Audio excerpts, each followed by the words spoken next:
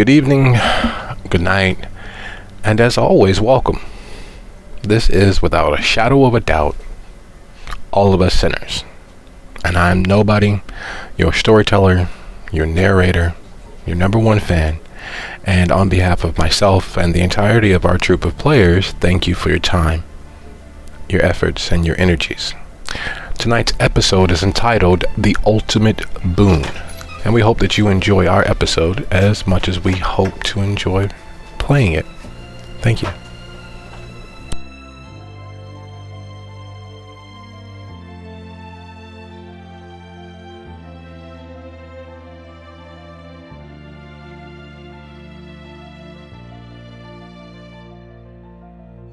Okay, I'm sure you'll understand me because we understand each other fairly well all the time. When I say nosy, Okay. and to them, it's them just asking a question. But the way I was raised, and the way I'm sure you were probably similarly raised, is why you gotta know every goddamn thing. Why you all in my, I'm not talking to you. Mind your business. Yeah. Because I said something, she just happened to be in the room. So she asked him what I meant. Hey, and how we doing? I was like, nosy. Yeah. There's some things I want to keep for myself.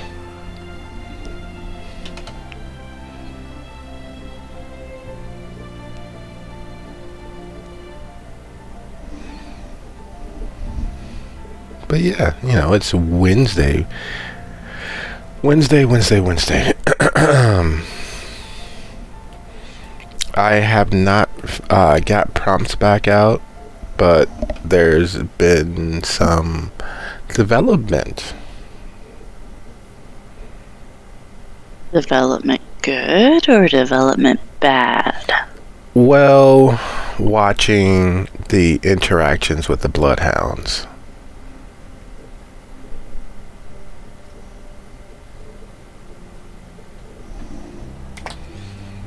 Say more. That's just it. Wishing that I had the opportunity to dive in there and maybe push everybody back to the neutral corners, but it's goodness. It's interaction. I'll take it.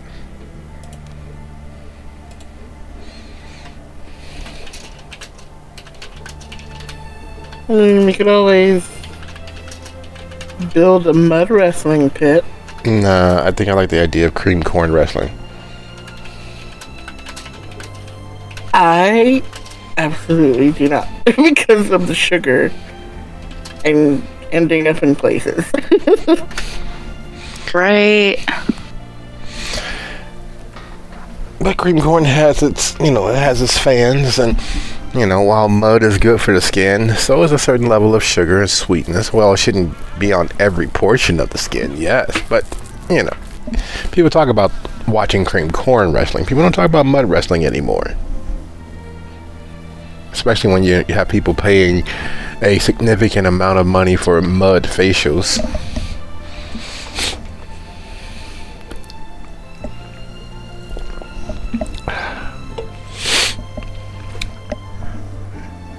And I'm running a little bit low on drink already.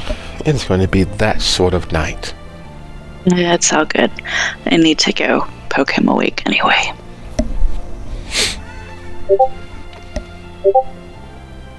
Speaking of the mud pit, I have a funny story. What happened? So I was very, very young at this point. I think I want to say 9 or 10. Mm-hmm. I remember, and we were at one of my family members' house. We had an actual backyard. Up until that point, we hadn't had an actual backyard, except for going over to my grandmother. So, of course, they're like, go out and play and don't keep coming in and out of the house. And we're like, okay, cool. So me, my sister, and I think one of my cousins were like, we should play spa, because we had never been to one before. Mm-hmm. I was like, I don't know, how do you play spa? So she said, well, my mom goes to the spa and she gets mud wraps. And we're like, okay, we can do that. And so we're digging up in the yard and putting it in like little pie pans like the tin pie pan, Mm-hmm. and we're mixing it with water and trying to put it on our face. And then we were putting leaves on our eyes. And my mom walked out. What the fuck is all over your face? Are you trying to get ringworm? That'll do it. Fabulous. He is pleading migraine, so he will not be here this evening. Okay. Sounds like a plan. But then they didn't want to let us in the house with the mud all over our face, so they made us use the hose to wash our face off. Yeah. We used to like the hose. They had to hide it from us. We have all outside, nice and muddy. Hello, hello, hello. Hello, hello, hello. How art thou today? We're talking about mud facials. I, for some reason, slept a lot later than I usually do, and only woke up probably half an hour ago. There's nothing wrong with that. Well, it was also coupled with the fact that I was also having trouble falling asleep, so I guess that explains fair. why I slept so late. Probably. Okay. Well, that being the case, as we are mostly all here, do you need a moment to grab a small snack or a beverage of choice? I mean, I'm kind of debating if I want to add some extra to my Coke right here. Who knows? Yeah, just go ahead, dice up another line. It'll be fine. You can split it like 3 or 4 times depending on how fat they are. Right? Actually, yeah, I could probably use some more water. I drank what I had in my cup. Yeah, I was running a little bit low myself, so I'm going to steal this moment of hospitality for Jacob and fish out another drink, have a last small bit of a toke, and then be with you all post haste, if not sooner. So bear with me, and then we'll dive right in. All right. And what did we learn on our summer's vacation? Nothing. In fact, we lost knowledge. Perfectly balanced, as all things should be. So, Lyric, you're out there?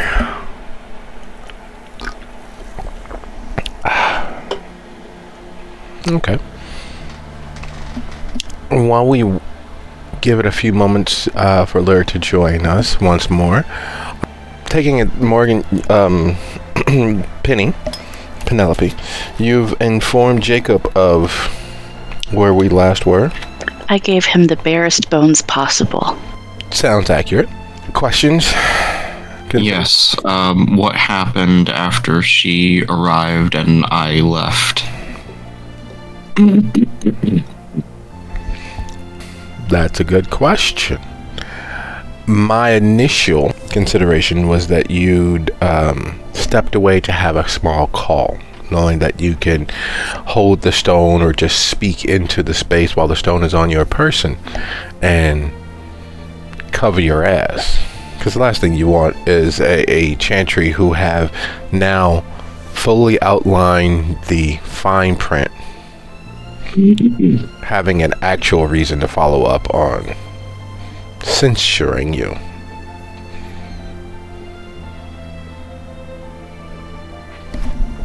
That is fair. It was either that or have a mysterious Banu Hakim just pop up out of nowhere and stake you. This is for my sire! I don't even know your sire! Stop! Or something like that. But I mean, at this point, is Finn really that mysterious? Oh no, Finn is a baby vamp. He's not. While being raised by a very militant schismatic who's masquerading as just your average, everyday Banu Hakim of New York, he has been doing everything he can to not really rely on that upbringing.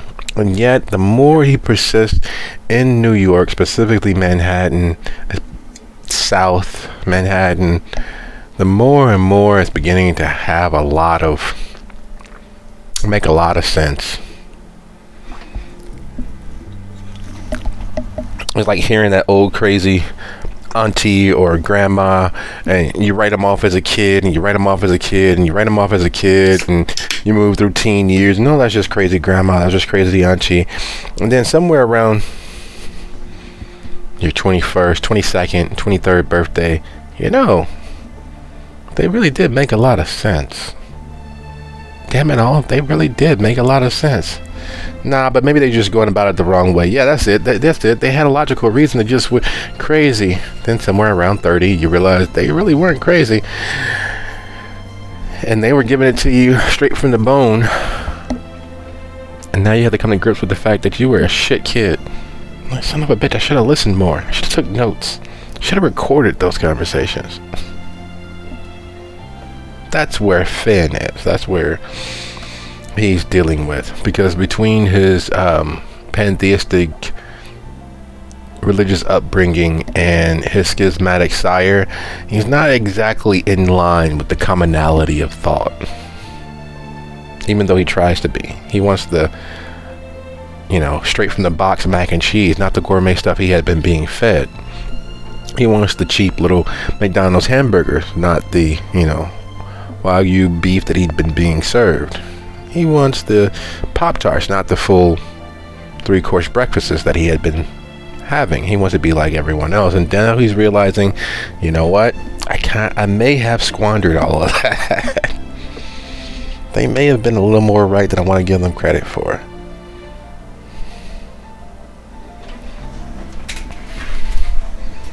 Well, how dare they? Pretty much. Like, why'd you give me so much so soon? Son of a... You weren't supposed to tell me all of that. I wasn't supposed to know. I want to be ignorant and happy like everybody else. You took that from me. Lyric, you made it back? Yeah, I posted that in the little chatty thing. I said I was back. No, I didn't have that open. I'm sorry. Well, welcome back. And as always, my many, many thank yous for all of your efforts and time. And this,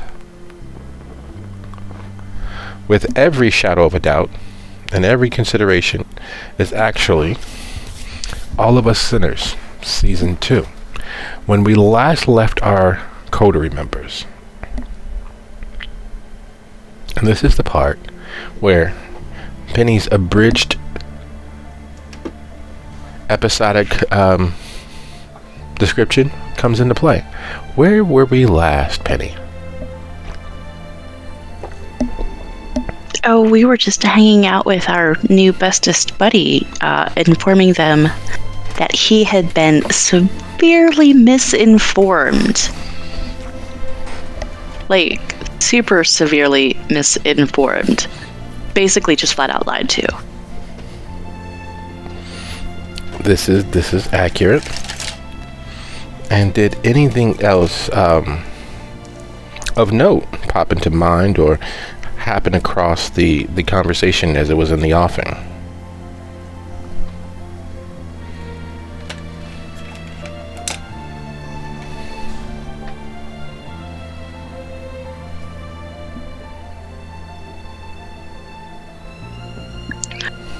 Let's see. Plotting against Sawinski.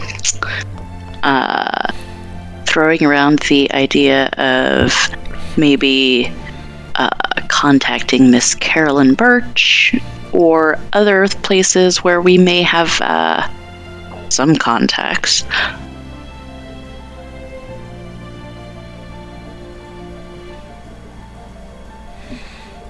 All right. Sounds like a plan. So, expurgated and abridged, this is exactly where we pick up with the coterie. Though, while they look into the darkness abounding them, the hustle and bustle of New York adding to the camouflage of any particular ne'er-do-well close enough at hand to be responsible for the missing driver, the paranoia of knowing that there is a larger conspiracy that they have tripped across, come upon, and are now fully enmeshed within, playing havoc with the senses, causing all sorts of mental palpitations and hiccups. Not more than 76 feet from them, considerably higher in elevation, we find Jacob alone, back stairwell, and the stone in his hand. Now, part of his education with the chantry. The understanding of basic workings, the understanding of the binary facet of certain skills, such as these stones, this stone, stones like it that allow one person to speak and receive information from another miles, continents, cities away. It's their own little form of shortwave radio. One stone to the next, to the next, and to the next, and to the next. Able to hold conversations or meetings from a distance without relying on modern technology in the least. There is the fact that the chantry has all but put him on notice. If this was a corporate job, he'd effectively be on a PIP, a performance improvement plan. There'd be several clearly delineated goals he would have to reach, certain benchmarks he would have to exceed. Unfortunately, this is not corporate America, and this is not a performance improvement plan. This is the new normal, unless of course he exceeds or fails. So with the stone in hand and considerations of thought, what is it that Jacob would do? Having stepped away to make that contact, but therein lies, what is it that he really knows? What is it that really happened?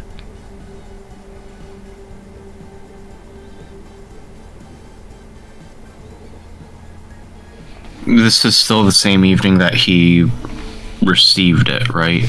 Or is this a different? This is the next evening. He roused because there wasn't enough time to hold an actual conversation, and Lyric was on her way over, and the night petered away as it does. For the creatures who have the rest of time, as long as they're not killed, time is suddenly something that seems far less bountiful. There's considerably less of it. Things are compiling and conflating and swelling on one atop of next until there is very little room to breathe. Luckily, he doesn't need to do such plebeian things these days. And yet, and still, the walls closing in, blocking off view, adding hazards just getting from point A to point B, let alone all the way to Z.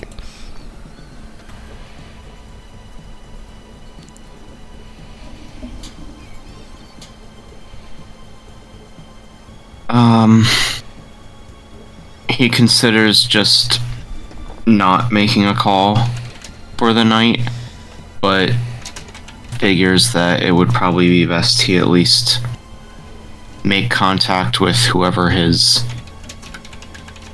supervisor in this case is, so that they don't think he's already gone AWOL. So he will hold up the stone and activate it. Concentrating on sending. A lot of the new age gobbledygook that was pushed out to the masses were in essence true.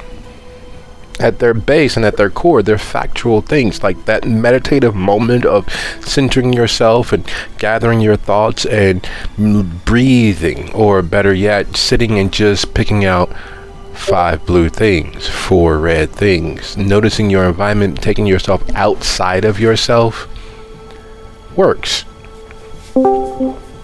Unfortunately, with it working, means that there are a lot of people trying to reach that higher level of consciousness without the ability to do so. So for them, it's a scam. For you, centering yourself, focusing and meditating is a way to summon up the power of the Vitae. It's a way to tap into the magic of your potential immortality.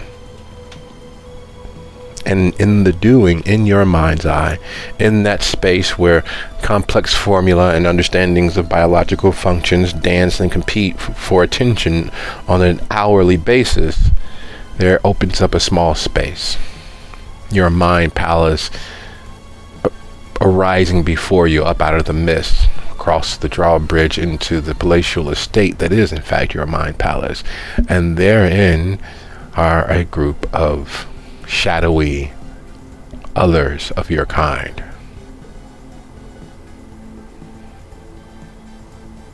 Apprentice, you bring news.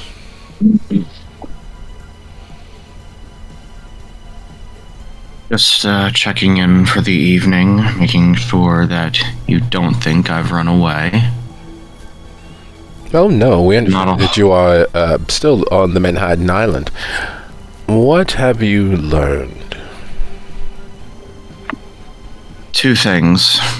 First is that it seems the other members of the coterie are also assigned a similar mission as I. They also want to find out what this elder is up to.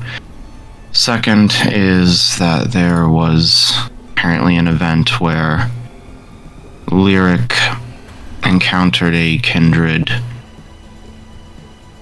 that she was unfamiliar with, it seems, and caused her to, as she put it, lose time. As in, one moment she was in one place, the next moment it was several minutes later and she was in another area. This is good information. What opportunities does that present to you?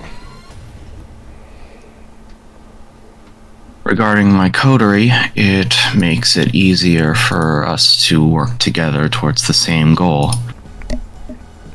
And this weakness of your weapon, your wolf lyric, what opportunity does this provide you so that you may be most beneficial to us as a whole?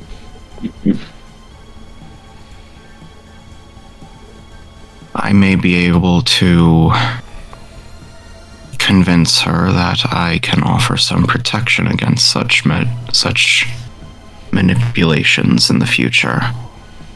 Yes.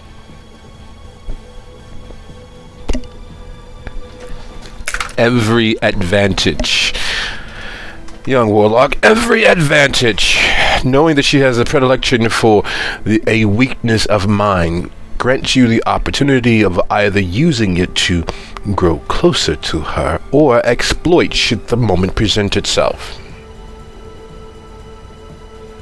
A subtle suggestion at the right moment aforehand grants you success afterwards without her being any the wiser.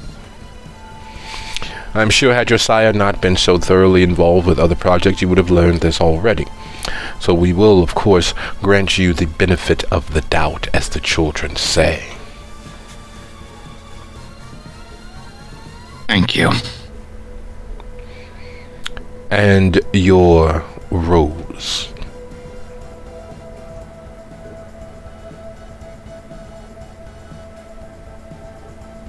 Sorry, repeat that last part. And your rose.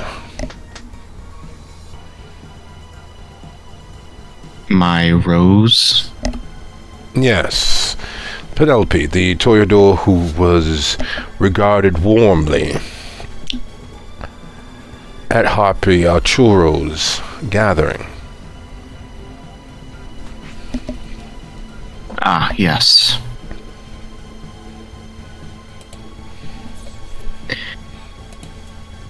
He is an interesting one.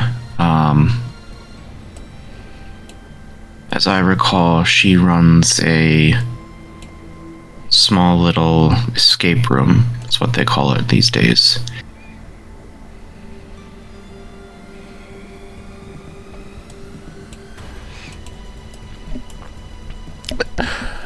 And no other points of purchase to climb aloft. Her status amongst us is something potentially useful in the right hands. Is she the right hands for that? I think she can be. She was actually the one who, I believe, was the one who said she wanted to look into the Elder more closely. Very good. Keep up the appropriate work. We look forward to hearing your report tomorrow evening. I'll be on time.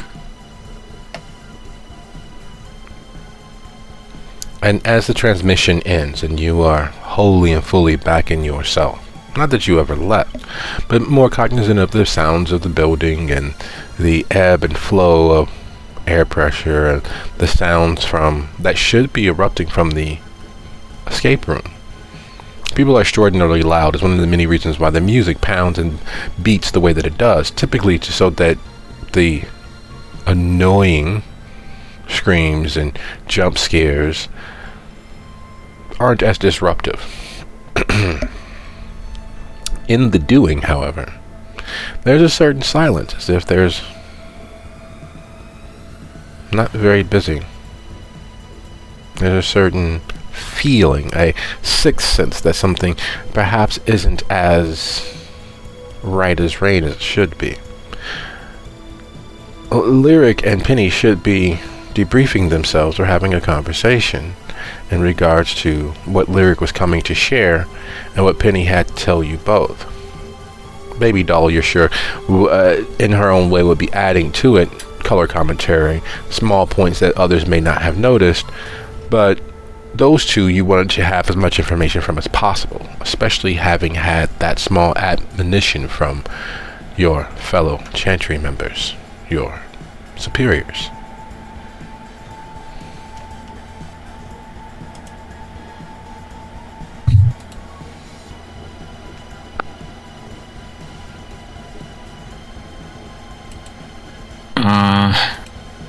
With that in mind, he's going to try and find them to figure out what exactly is going on.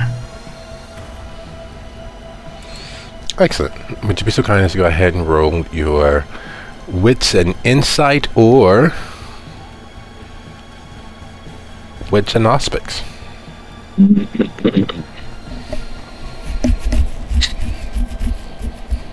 It appears to be the same roll either way.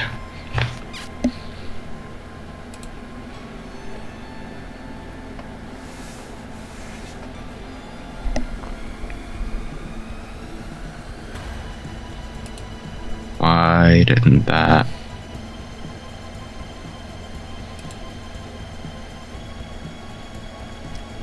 Is that your final roll? No, I'll spend willpower. Yes, it is, apparently. Excuse me. So the nose. It's often tossed off little chestnut, alluding to quite a few quotes and aphorisms in regards to truth and love and all of those noble sentiments. But the truth of the matter is, it is simply being accustomed to a certain thing. It's being able to recognize patterns and exploit them for your own ends. It is not so much that you know specifically much of anything, except for you understand what stands out, which one of these things is not like the next, which of these group of things is outside of the norm or the expected spectrum. For you, in this particular moment, your pattern recognition and your ability to grasp details that most people ignore, you realize that there's not a singular solitary kindred in residence in Penny's space. The door is locked. There are no living sounds that even the kindred can't quite escape. There's no one there. So you trundle back down the stairway, down through the garage, and all of the cars are there. The motorcycle is there. All of the things that you're expecting to see are there, save your fellow kindred. Your coterie isn't there. Down you go, continuing on to the street, and why are they just standing around looking at shadows, watching the street? And amongst them, of course, is Dell as well. And they're standing outside of a typical, unfortunately, average black on black livery. A limousine, though not one of the far more luxurious models. A simple, standard, everyday, get around town car.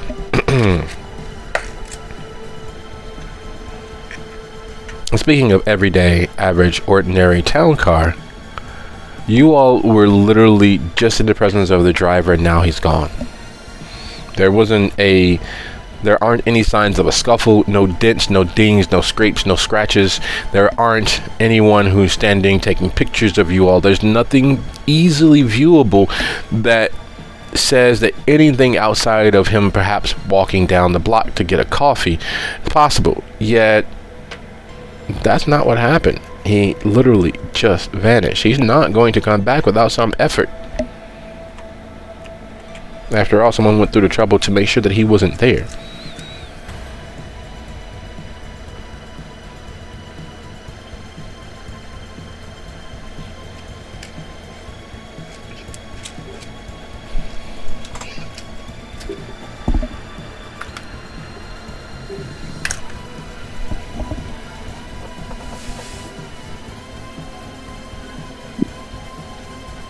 Lyric looks to the others. So the thing is, I know you remember Homegirl can move through shadow, right?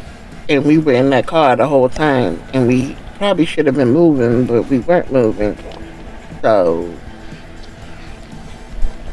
your guess is as good as mine as to where the hell the driver went. That's a shame. Poor Sammy, he was just right here. I don't know why he got up to, but this is the sort of situation where the car blows up and, and with that he begins to crouch and look under the carriage of the car. Not sure what he's actually looking for, just anything out of the ordinary. Oh my god, you see that? Do these, is that supposed to be there? He says, pointing towards the rear undercarriage of the trunk space. And he will crouch down and take a look.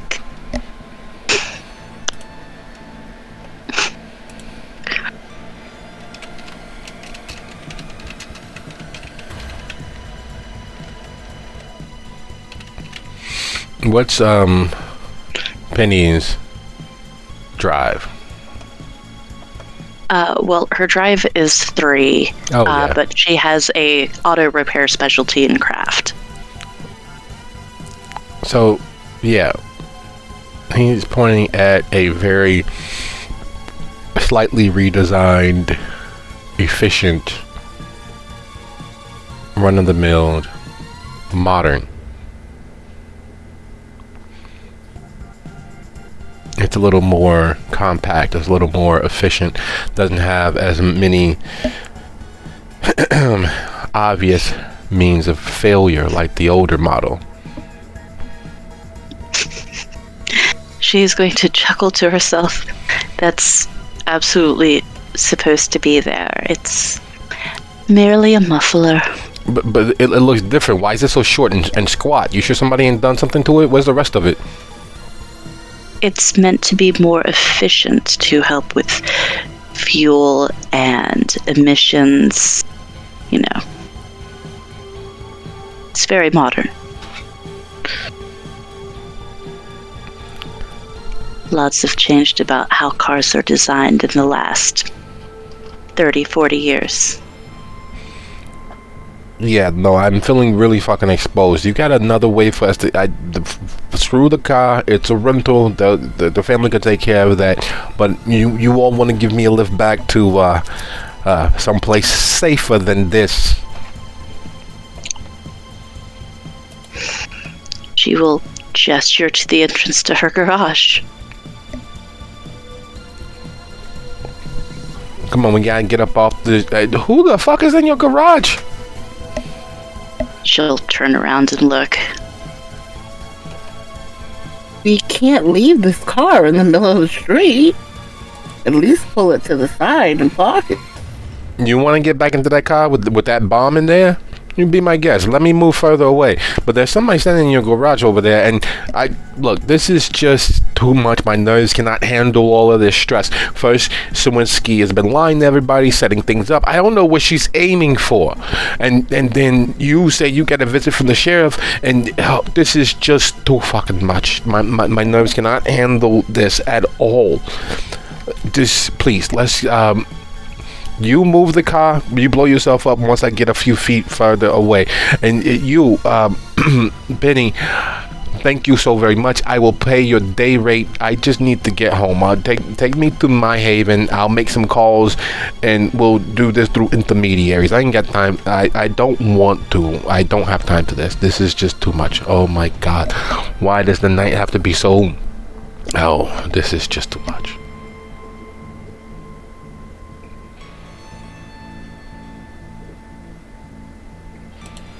It has, in fact, been a day. But yes, who is it that is standing in my garage? I assume Jacob. It is, in fact, Jacob. Who's silently glaring at you all standing in the middle of the street. Clearly undecided. Wave in recognition as she starts walking her way. Jacob will wave back and walk towards her.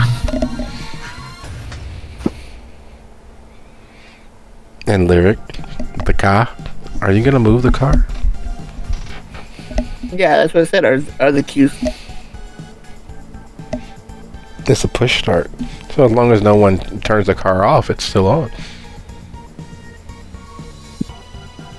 Okay. So she is behind the wheel and parallel parks. Some things should never be as easy. There's some almost anticlimactic aspect of it. You are sure that in sliding behind the wheel, closing the door and realizing that the driver was considerably taller than you, and definitely, clearly, actually alive.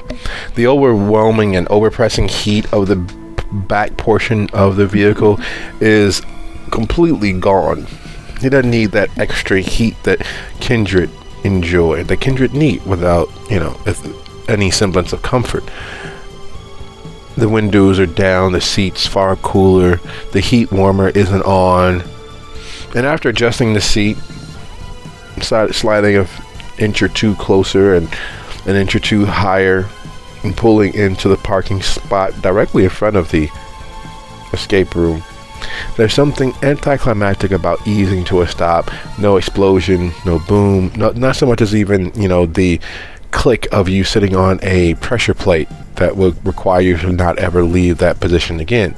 Nothing even remotely like the movies and TV shows and books that you've read. There is a problem though, and one you only notice as you try to decide on whether you're just going to push the stop and let it sit here, because without the key no one's going to be able to start it again. You're going to call AAA, and as you reach toward the push to turn the car off, the touchscreen is all wonky. It's showing an image of Jersey City. The odometer is showing 9999999999999. The fuel gauge, also part of the touchscreen electronic system of the car, is showing overfilled. The oil temperature gauge is showing that technically the car shouldn't be able to run because it's registering as if the car is at its maximum temperature. The engine is clearly overheated. There's no way that engine should still be on. And there's the fact that the radio, the dial on the radio, on the electronic touchscreen showing you which device is in use or what have you, is moving from XM radio, which no longer exists, to 93.7, then it's showing connected to an iPhone, and it's connected to a CarPlay, and then it's all of those things happening in succession, one behind the other.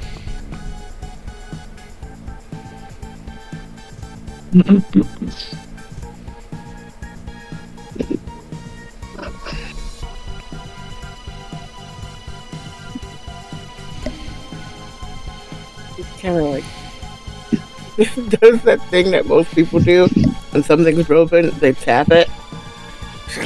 Goes to the touch screen with her nail and kind of taps at it. It shouldn't work. Percussive maintenance usually requires a stiffer blow than that, but it finally settles, and it's just the connected to iPhone, and it's just the 3/4 filled gas. It's just the actual completely cool engine temp. It is as you would expect in a perfectly well maintained vehicle.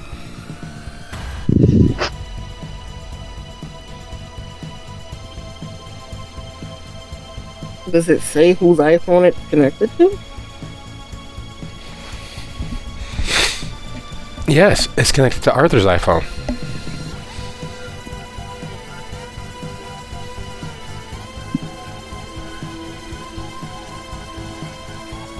That's going to make her look for the phone because it has to be somewhere nearby to be connected. It does. And you don't have to look that far. You're raising the center console, and there it is. A lovely iPhone 10. In almost perfect, pristine condition. None of the normal scratches, abrasions, and simple chinks and dings that occur throughout normal, average, everyday living. It looks as if it's something that came fresh out of a box, out of cellophane, and stored in some time capsule.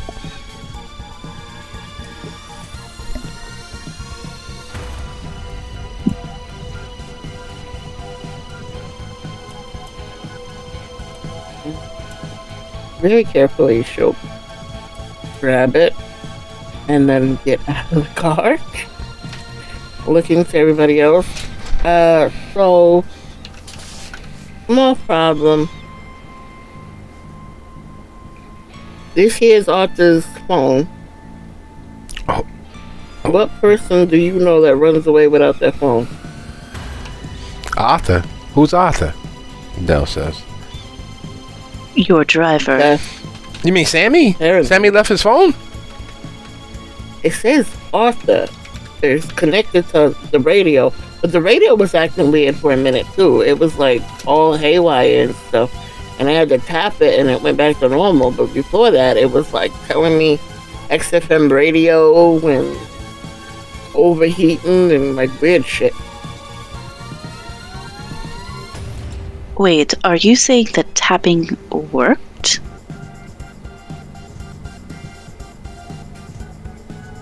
Was it not supposed to? It worked. It went back to. It looked like it went back to normal. I mean, they tapped in and everything went back to what it looked like it's supposed to say. But before that, it was glitching or whatever. No, tapping typically is not an effective method of fixing malfunctions.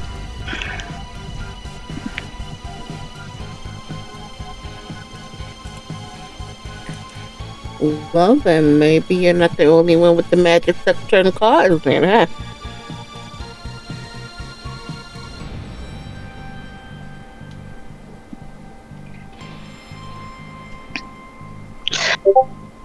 Regardless, shall we go?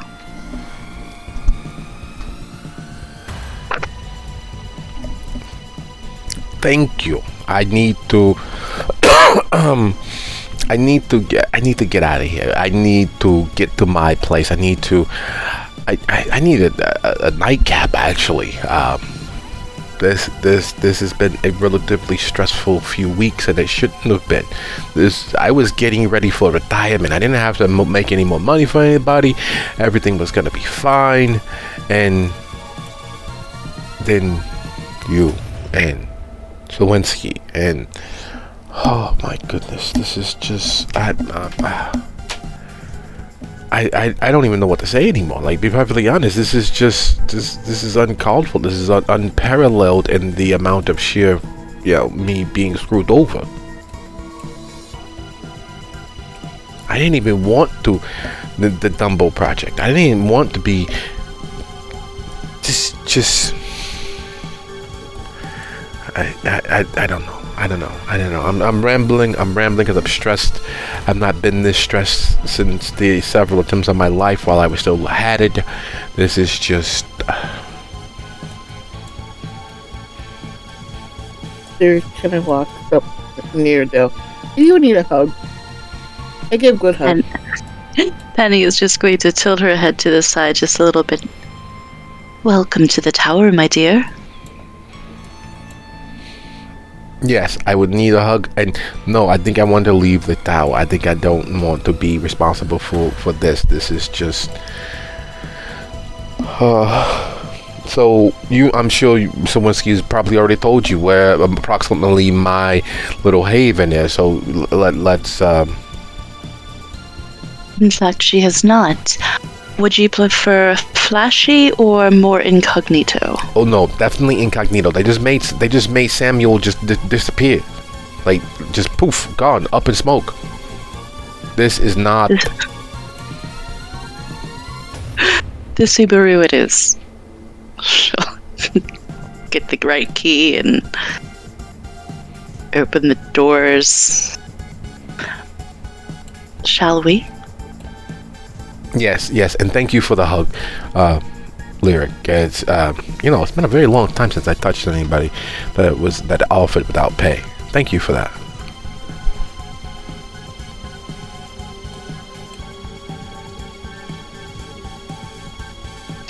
Sometimes people just need a hug. And she gets in the car.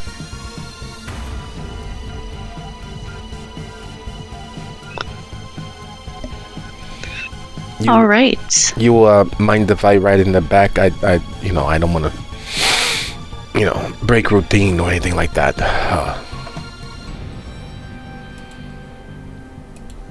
Can you give accurate directions from the back?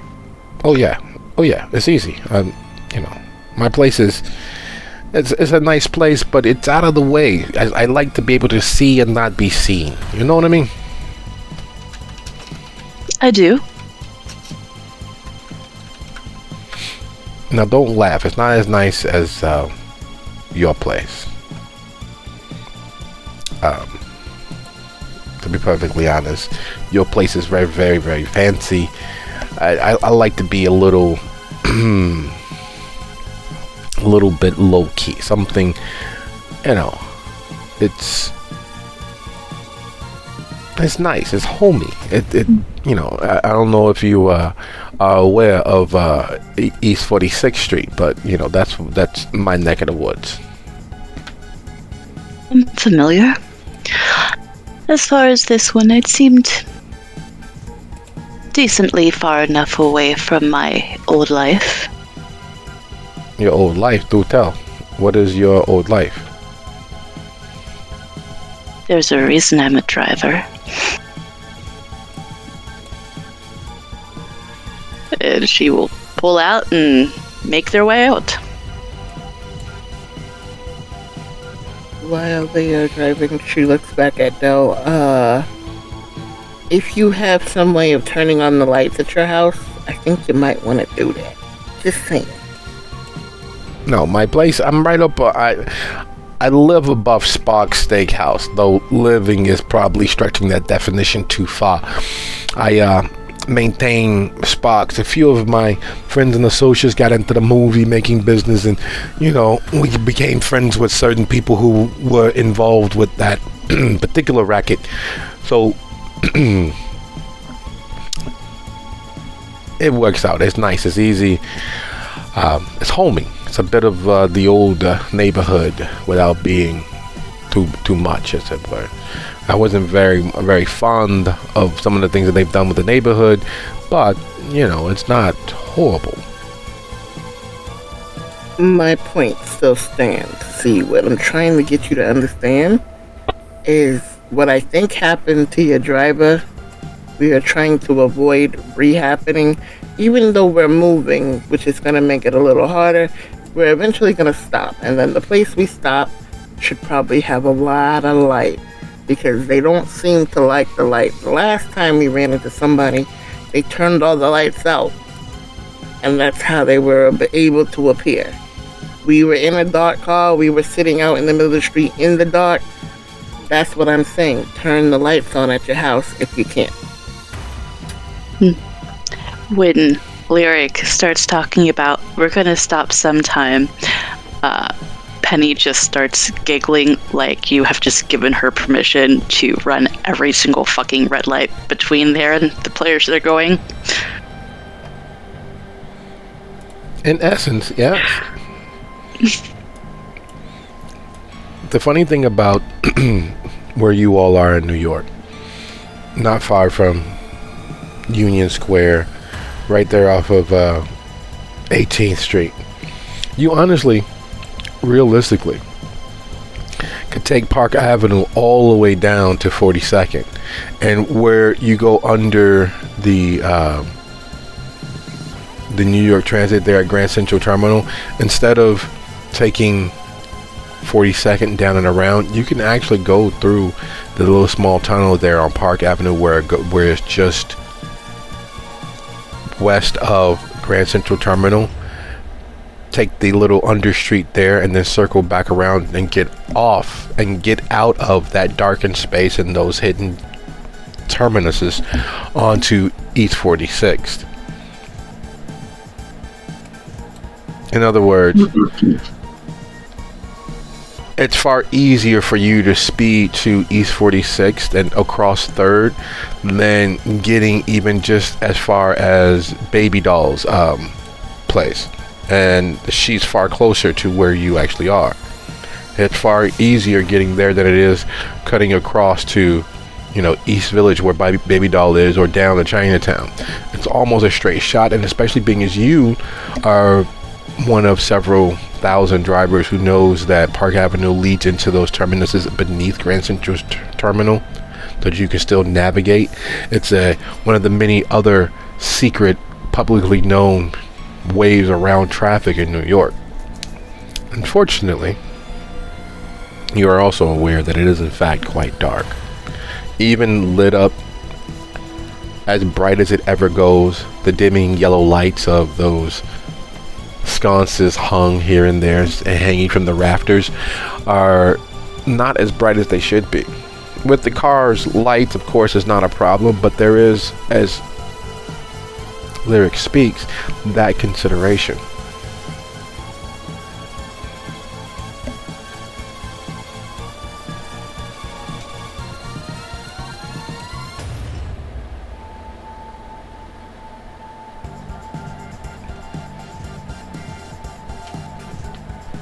Yeah, Penny would do it.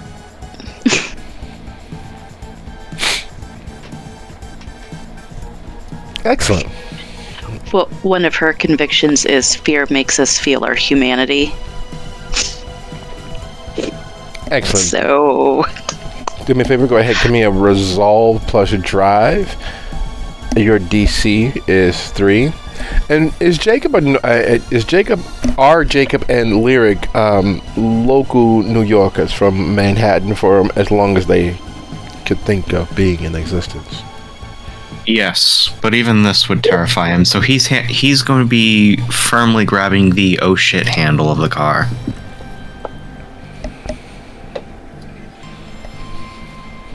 And Lyric? Lyric is, yes, born and raised. Oh, goody. you said difficulty 3? Yes. Not because it's unsafe, but because you know what may lie in that dark. You know what may very well be waiting. It's a margin of 2.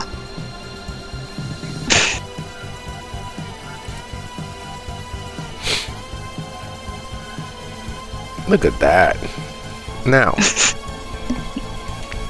while we resolve that small little bit of math rocks tossing, as local New Yorkers, as you all approach Grand Central Terminal, as you all get closer and closer to East 42nd, and it does not appear as if Penny is going to make that right across to Lexington, as it doesn't appear as if Penny is going to make that right off onto East 42nd, as it doesn't appear as Penny is not going to make that left onto 40th and take Madison down and around and stay above ground in the night's well-lit night.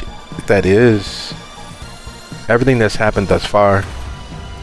Fraught. Would you all be so kind, if you are attempting to masquerade the very real pulse-pounding terror of entering into the dark beneath Grand Central Terminal, please roll your composure and either subterfuge or persuasion if you're attempting to sing and dance and try to make sure that you're presenting another image. Because you're literally heading into the mouth of madness. The viaduct that runs underneath Grand Central Terminal, even under the best circumstances, even during the bright light of day, is home to a group of New Yorkers that are so dangerous even the police don't deal with them unless of course they're en masse. Not two patrols, no. They militarize themselves to roust those persons, and now there is somewhere out there in the dark a shadow wielding person who may not have your best interests in mind, and you're heading into the dark.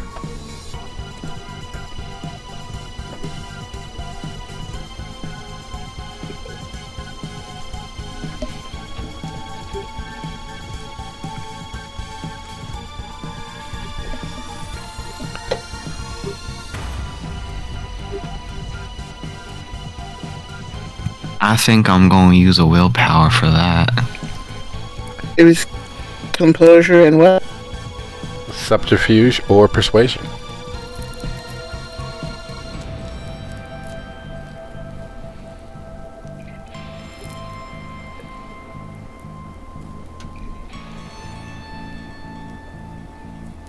Is it Lyric sitting up front with me? Mm-hmm. Oh, she has definitely seen this smile on Penny's face then.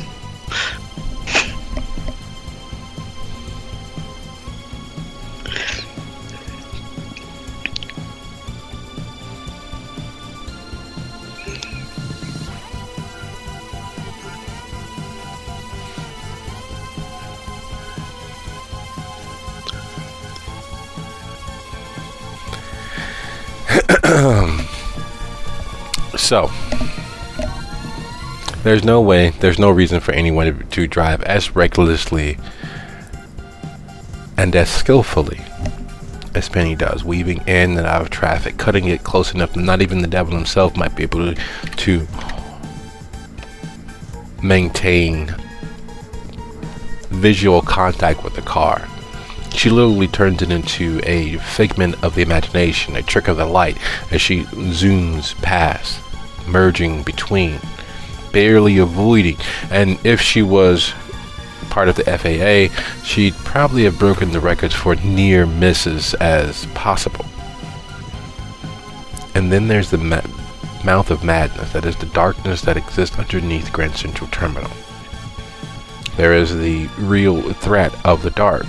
And while most kindred understand that the dark is a scary place because, well, you guys are predators, and oftentimes you are each other's predators, this is even more so of that, as she, instead of merging away, turning aside, going around, instead of avoiding that intrinsic danger, she barrels on heedlessly, full on. And as Dell holds and adjusts his tie, which is secretly his way of holding on to the seatbelt, you all, much like Ahab's crew,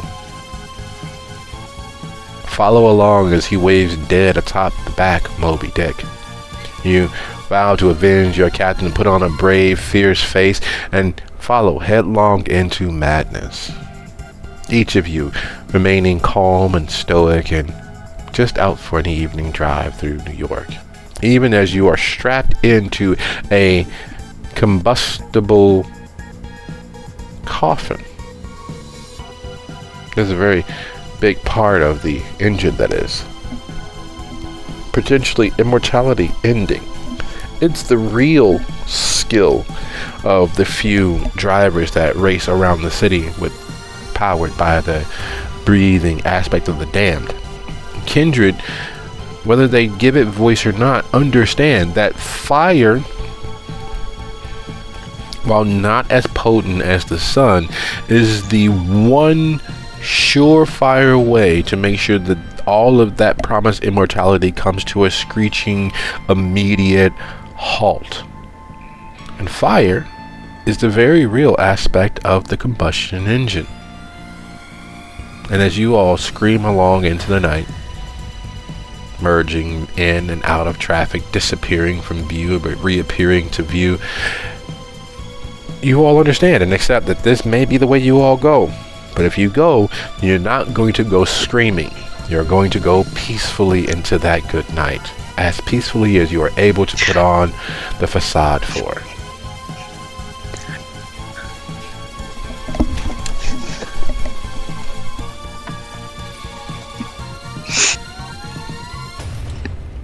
It normally takes about 37 and a half minutes without traffic to go from Penny's address to where you all are headed there on East 46th. And that's without traffic. With traffic, it's easily an hour, moving with the ebb and flow of the hustle and the bustle, accounting for all those that would get in your way and move around you and cause all sorts of backups. It's an hour. You all come sliding into the parking space just west of the valet there at East 46, crossing 3rd Avenue just as the light finally turns red behind you. Exactly 29 minutes from having left Penny's.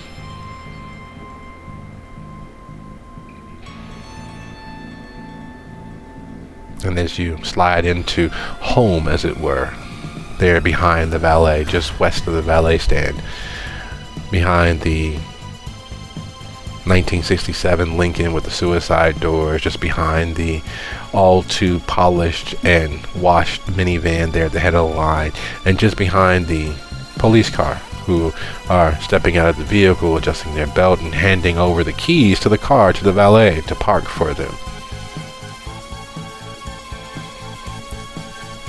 Dell adjusts his tie again, shoots his cufflinks. I tell you one more time around the park, but I don't even think we got anyone near the park. Thank you for getting us here in the same pieces we started with. Oh. It'd be rude for me to have you here. Come on up for a drink, for a cocktail.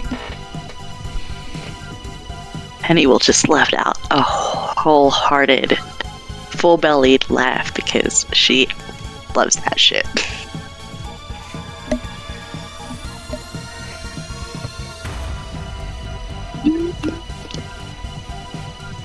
Lyric. Lyric looks like she's trying to keep her vomit down. Her face. She's remembering that bears don't like to ride in cars. Lyric, we're going to make an agreement. If we ever have to drive again, we are hog-tying Penny and putting her in the trunk so that she is nowhere near a steering wheel. Are we all in agreement? Absolutely not.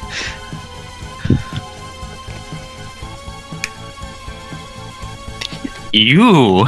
And Jacob points to her. don't get a say in this. You nearly ended us at least 5 times back there. Nah. It was all planned. If I wanted to end us, I would have. Especially being as he miscounted by 6.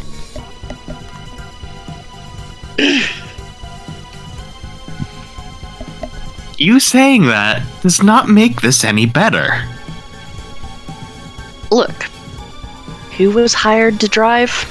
You will have noticed that she's lost her little posh sounding voice at the moment.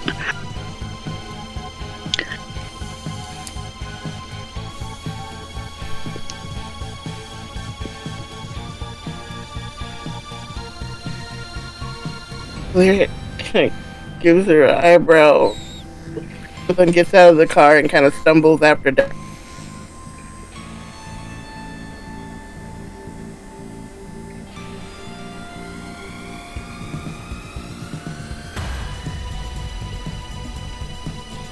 She will compose herself. Now, darling, there's a reason I have the reputation I do within the tower. And this is it. And she'll wink at him and follow Dell up to wherever he's leading them. Sparks Bistro is invisible to the street. If you didn't know that it was there, it wouldn't make any sense for the valet stand to be as busy and active as it is. From the street, the building that houses Sparks is just your average, everyday, mid-range corporate mid-rise. Yet when you get close enough to look into the space where it inhabits, it is literally a throwback to a different time.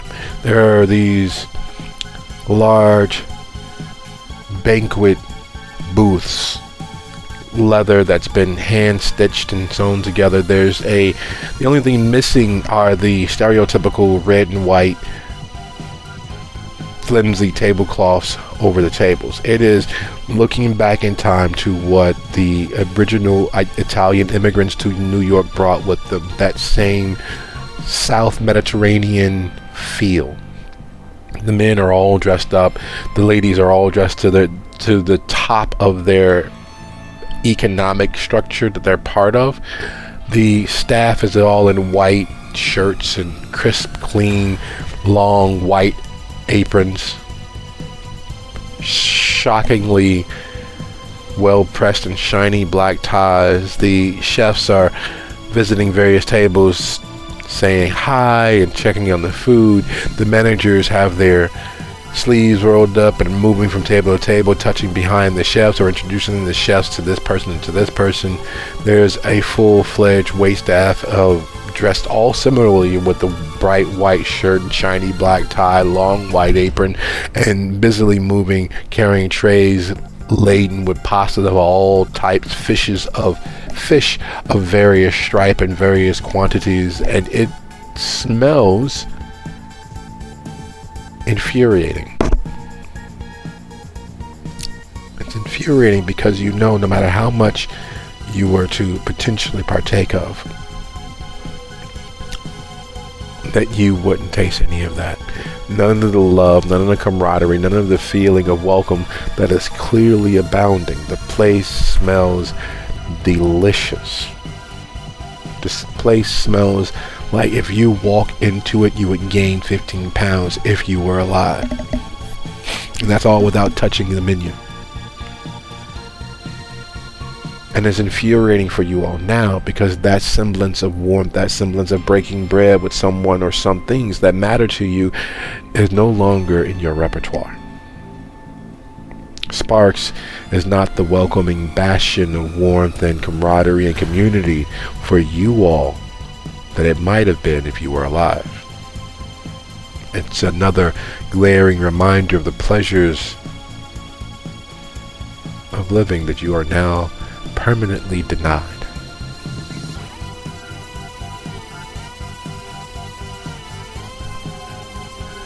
Which only furthers the problem for you all with Dell, Because instead of moving to some side entrance or leading you all around back, you pass two clear gangways that will allow you between the buildings. You didn't take any of those. He entered through the back door. He didn't go out of his way in any shape, fashion, or form to avoid walking you all through the restaurant. Walking you all through. And as he enters, he glad hands one server who is by the door, who's clearly supposed to be a hostess, but working their way into the serving pool. He waves at one manager who's across the building, stops and talks to the chef about some fish dish that you just, fuck you. Let's get out of here. Let's not attract more attention. And with the intimate lighting and the hustle and bustle, it is impossible for you all to be anything but on Front Street. You are literally bright, bold. You might as well have neon lights hanging around your neck as he greets and shakes and smiles and waves and pats and touches and works his way through the building as if he is the president come for a town hall visit.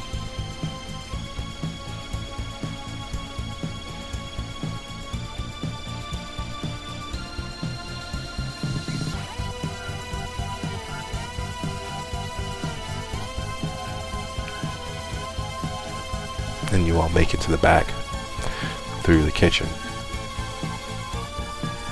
out the kitchen doors, up the stairs, and back into the building. And once you get back into the building, there at the back of the space where you all enter on that second floor above the restaurant is a elevator, a livery elevator, the sort that's used to move bedding and large items into most apartment buildings of mid-rise or higher. Meaning that you all could have entered into the breezeway for the building itself, a major way back to this elevator, if not found another one along the way without going through the restaurant.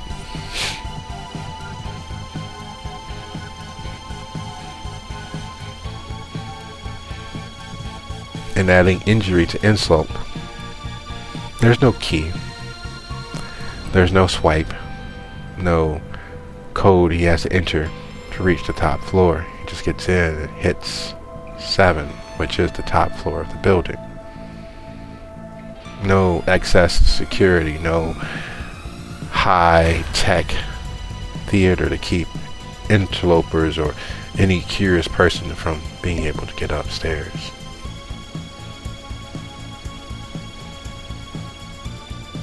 And as the elevator rises, he slips his hands into his pockets and all but whistles out loud. You can tell that there's some song that he's clearly bopping his head to as he just silently watches the lights.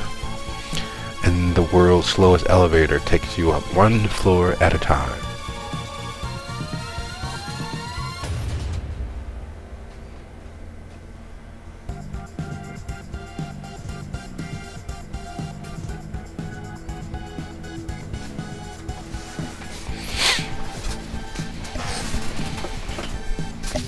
Heaven forbid there's ever a zombie apocalypse and you need to get out.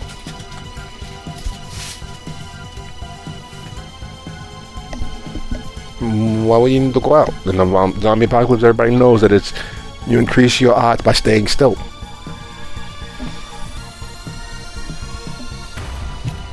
Okay, but would any of us really be in trouble in a zombie apocalypse? Depends on the type of zombie, I suppose. Not for nothing, but I can assure you that you would be.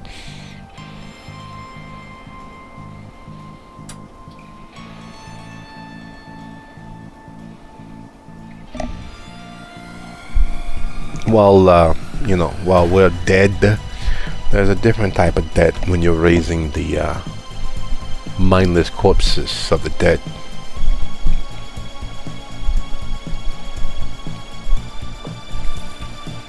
And I don't know if you're aware of this, but when you raise a zombie, there's still a spark, a small little spark of the soul that once inhabited that body.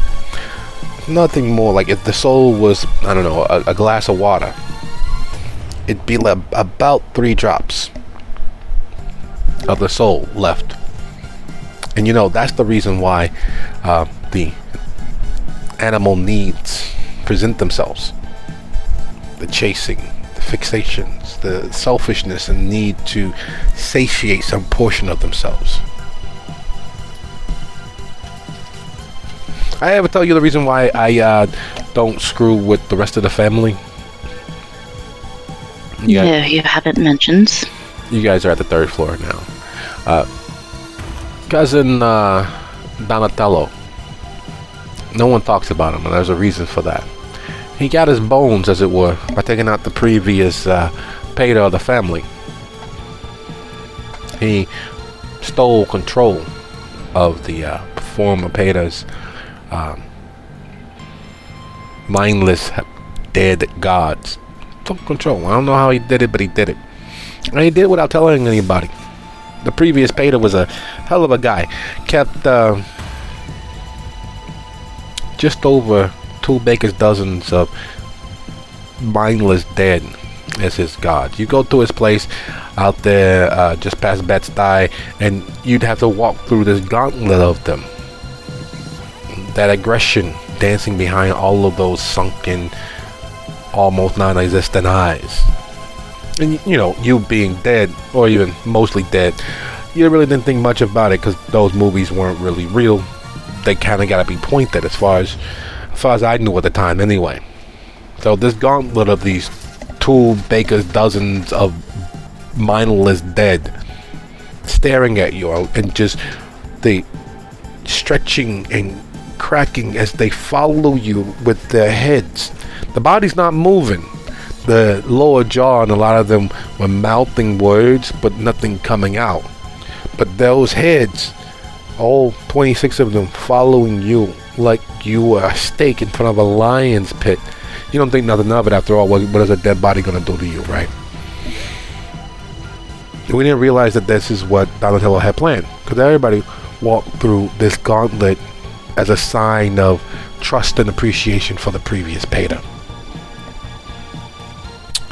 The pater, as per usual, walks us all out after the meeting's over, because for one of us to become part of the family, you kind of got to kiss the ring, you got to get approval. It's a whole show. It's a whole, whole thing.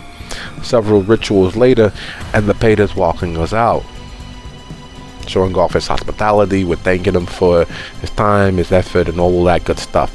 And as we get to the start of the line, the exit, the doors are literally right there for us to touch and getting ready to be open. The paters are only halfway through these 2 lines of baker dozens of mindless dead, and then Donatello turns around and he says, "Oh, one more thing." And the pater, of course, says, What would you like? What's going on?" He says, "I'd like to let you know, thank you for promoting me to pater of the family of New York." And of course, the previous pater, he's, "You're funny, Donatello, what are you doing?" And when he says that, like a trigger word, they are no longer just following you with their heads moving on a swivel. They descend on him, and as he's summoning the spirits and fighting them off and using all sorts of strength I didn't even know was possible, just by the sheer numbers of them, they tear him part from part and piece from piece.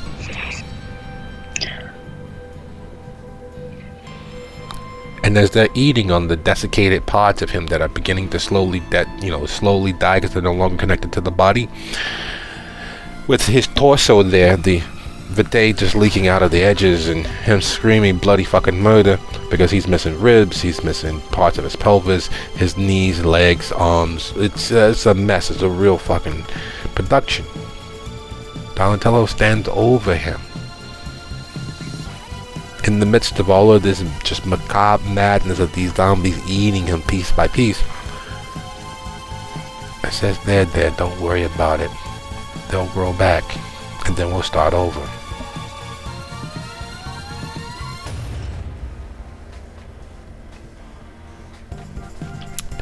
It took the old Peter about 26 days to die. Not a full month. He died just shy. To finally go into the great beyond. For his soul to finally leave his animated corpse, that is our version of immortality. And every night, the zombies ate him, tore him piece to piece. And every night, Donatello recorded it. And every night, for damn near a month, he'd invite us there. We didn't have to do no work. We didn't have to prove ourselves. We literally have to prove our loyalty by being there and watching it happen.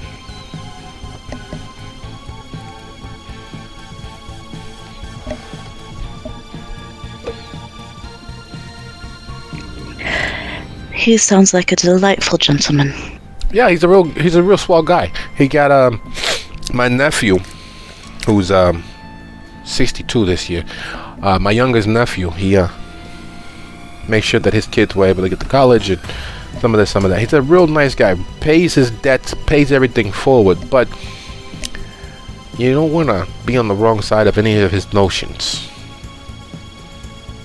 That's the reason why I was hoping that Dumbo wouldn't go through and I could get out, not be responsible for the success of this thing of ours joining with this thing of yours.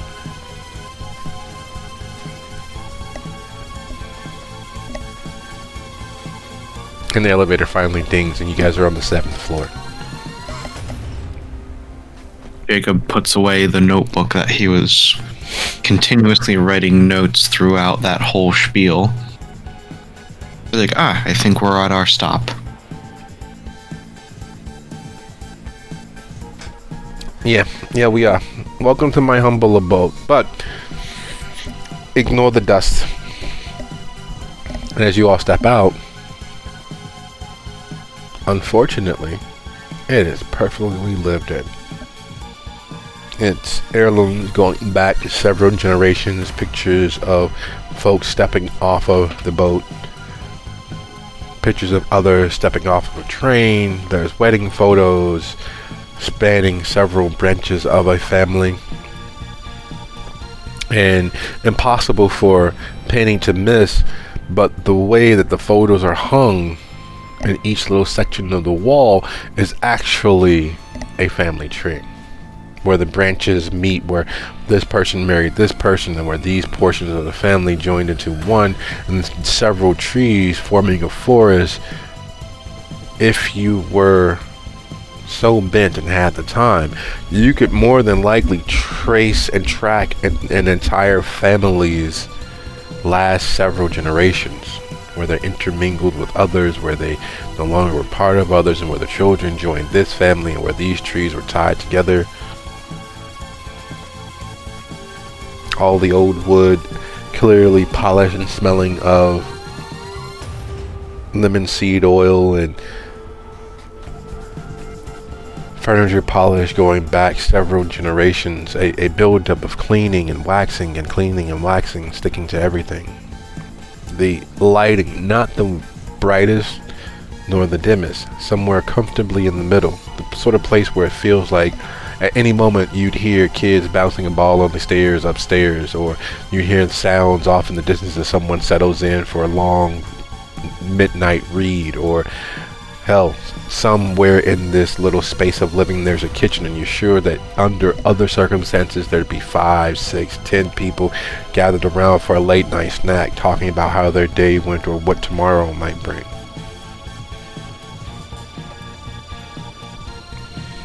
Welcome to Casa della Ventura. But before we go any further, what I was going to say, would you be so kind as to, because I know you all wouldn't trust me, because I wouldn't trust me, but prick your finger, bite it, and touch Santa Maria right there. And he points to a little small statue of the Virgin Mary. Her blue shawl or covering faded with time, but still enough of the blue there that you know that she's wearing a head covering. She's exactly what you would expect a statuette of the Virgin Mary to be like, save Instead of holding a bouquet of roses, you realize that it's not that the roses are faded, the paint has faded off of them. Those are actually skulls. She is carrying and holding a bouquet of skulls as she stares at the elevator.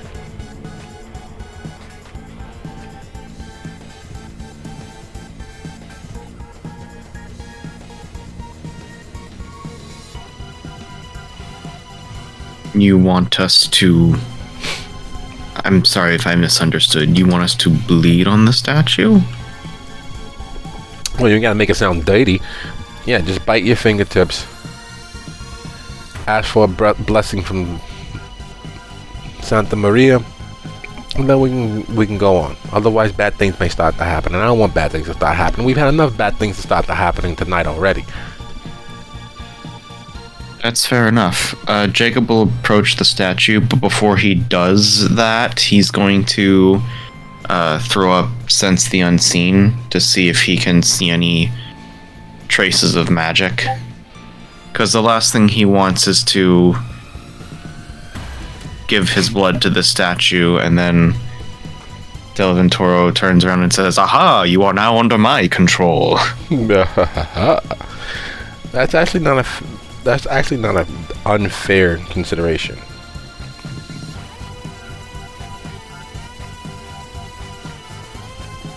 Would you be so kind? And normally I just roll it for you, but there's no sense of that. Just be so kind as to go ahead, roll your wits plus aspects for me, please. And he will just live dangerously and do it.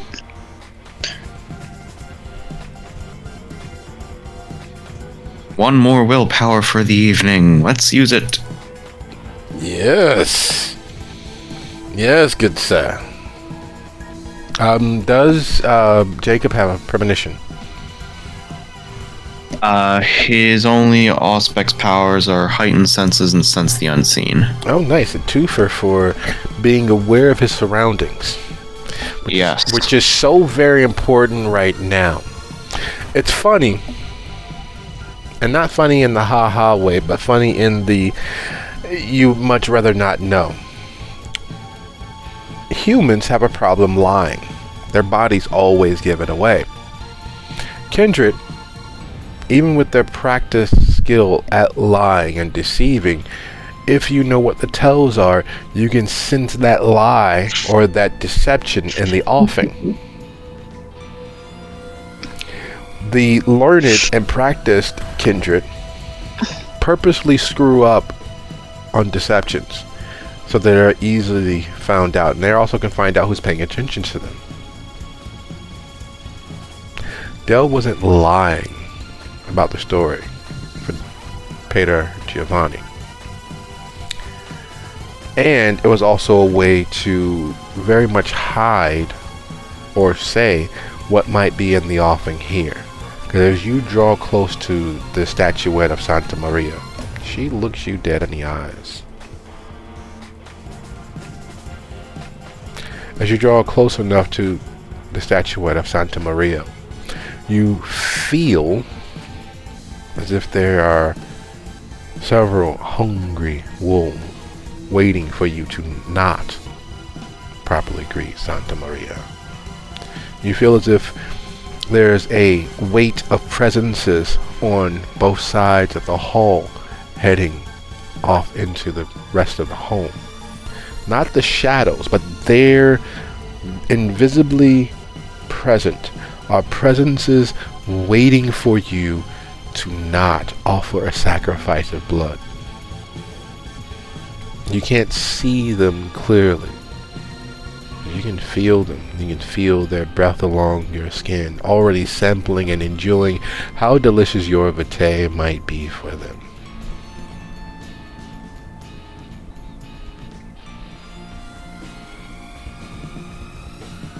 Well then, in that case, he is most certainly going to follow his instructions. He will bite into his thumb and offer the blood sacrifice and ask for the blessings of Santa Maria.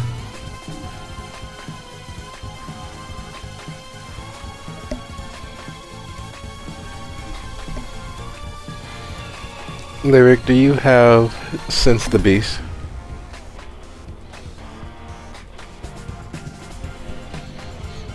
Pretty sure she does, yeah. Excellent. Would you be so kind? I should roll your wits and awareness. Because while everyone else has already stepped up, you're the last sitting there to either ask for the blessings of Santa Maria or decide otherwise. The elevator doesn't bother going down. It's still there behind you. Its doors open.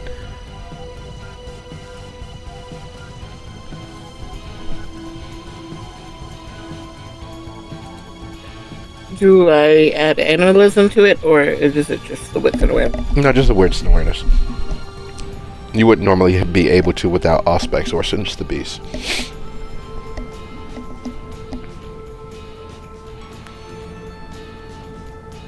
Several different ways to get to the same point. There is an immediate sense of when you are in fact in danger, part of Sense the Beast. And without a shadow of a doubt, you know that there is a pregnant pause before every predator pounces. There is a preparing itself, gathering its strength, tensing each fiber of each muscle in preparedness, measuring the distance and the speed at which the prey is moving. You very much feel as if you are the prey that this presence of danger is waiting on. You very much feel that flashing of your life before your eyes, as there somewhere in the long grass of the space around you are several predators with you in mind.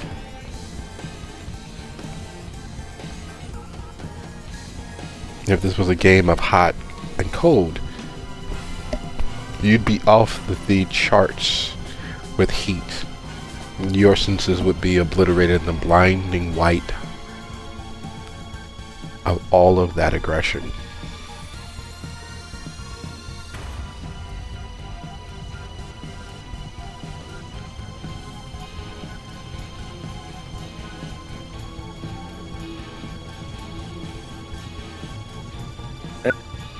Having watched Jacob do it, part of her, like, okay, I know he wouldn't do this unless he thought it was safe.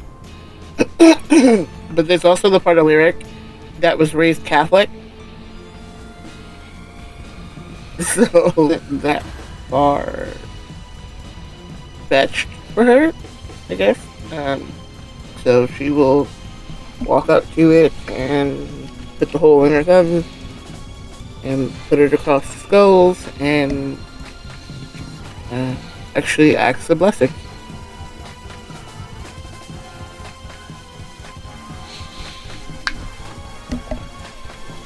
You all have had the opportunity of heading down to Vegas and Atlantic City and during your living years, or some of those back alley gambling dens throughout the city. There's a point where someone's rolling hot enough that other people decide bets are actually for them versus against them. You bet for them to not pass, and you bet for them to pass instead of not pass. You bet on them hitting their point instead of them not hitting their point. And there's a moment when people begin to feel vicariously as if they are in fact winning because the person is rolling so hot. The stakes have gotten so high and they're winning so much. And that understanding that the house always wins is completely out of mind. And then invariably, they bust. They don't pass. They don't hit their point. They roll that 7. And that feeling of rejection, that feeling of loss, you feel for them, but you more so feel for yourself because they were your stand-in. They were your way into that luck, that moment of just beating the odds. And when they miss their point, that just dejected, oh man, what the fuck? People start tearing up whatever's in their hands. Someone may get kicked or someone may get shoved. The frustration just abounds to such a level that is almost contagious. That's what you feel in the darkness around you all. that so close, son of a fuck. But in that rejection, in that feeling that something out there was let down or you all didn't pass, is the sense of safety. There's a sense of now you're at home after a long day's struggle. And there's still so very much of the night left out there to be lived, to be existed, to be explored, and so many more plans to solidify and put into action. Yet, for the first time in several hours, you actually feel safe. So yeah, right this way. Thank you all for blessing the saint. It's just a little thing that we do. It's part of the family thing. So let me show you around. Over here, none of your fucking business. We're not gonna go in there. Ignore that door. Never go in that door. Oh, you can go in that door, but I wouldn't suggest it. And as he moves down the hall, pretty much the same spiel. Like, oh, this room is fine for us to hang out in, but it's not quite cozy enough, so don't go in there without me. And then this one's okay. You guys can make yourselves at home in here if you need a second to talk amongst yourselves. But always leave the door open. It's drafty. It becomes, unbearable.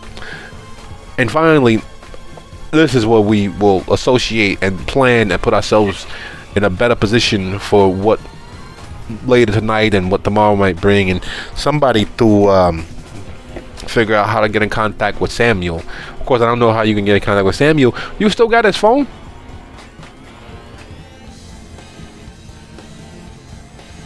Yeah. He said something about having a wife or a sister or something. You should probably find in his contacts there if you can get in there, and then just call and let him know, and I'll figure out the delivery service that I got him from later how to make right by them. But for right now, maybe you should call his family. I'm gonna go get us refreshments. Do you guys have a preference? Good. You don't. Excellent. I'll be back. I'll leave it to it. Don't touch my stuff. And then he walks off, leaving you all inside the library. As his footfalls grow fainter and fainter down the hall, you all have a moment to take in the fact that this is a very 19th century library. Wooden shelves, leather-bound books, quite a few paperbacks from the early 20s before they were designed to all be the same size and fit into someone's pocket. There are several sheets of music and a small little piano in the northwest corner of the room. There's all sorts of Tiffany style stained glass lamps about the room, adding to the ambiance, and several wing-back chairs settled in almost a circle facing each other to have a conversation. Next to each left side of the chair is a side table where you can store a drink or a cigar or what have you within easy reach. And in the center is a low tea table where you all can set something before the lot of you all. And the part that makes it even weirder than Dell's present seeming is the fact that there's exactly enough chairs for each of you all to sit.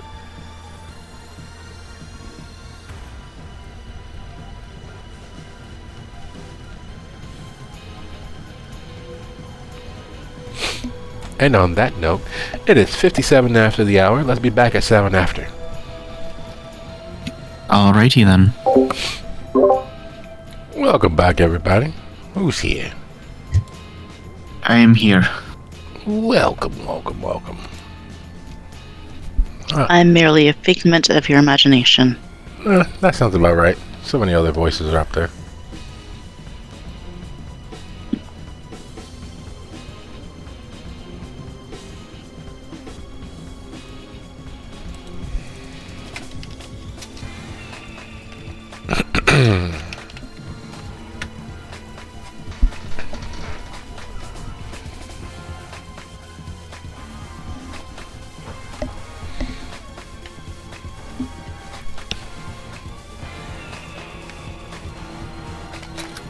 right.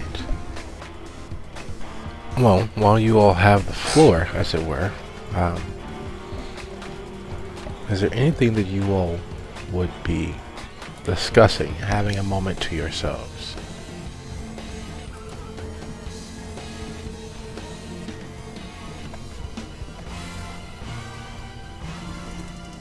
You mean aside from how do we seize control over all the spirits and ghosts he has protecting this place? I don't know if I go aside from that. That may be part of the conversation, but do tell. As you all settle in and take a look at the library and just how many chairs are actually here.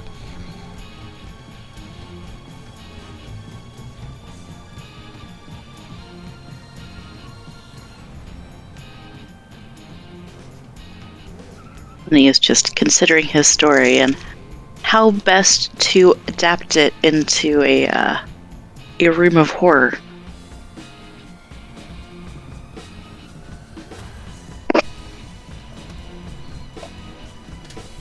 Jacob is legitimately considering what he just said because of it being possible information that the Tremere might want. Like, hey, did you know you could take over the spirits and, like, zombies that our biggest rivals you all use? Really? And how? I don't know. You absolute failure. Maybe not absolute.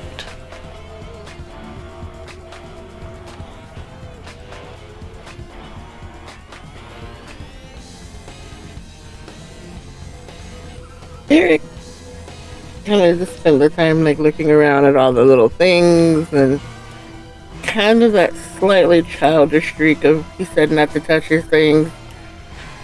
I'm gonna touch his things.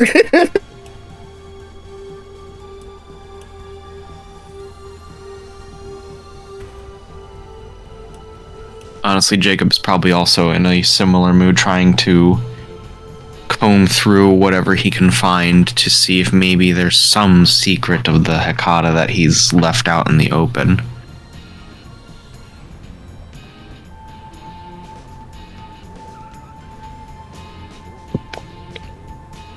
If they're actually like reaching out to touch anything, Penny will be like, "Do I need to smack the back of your hand like a child?"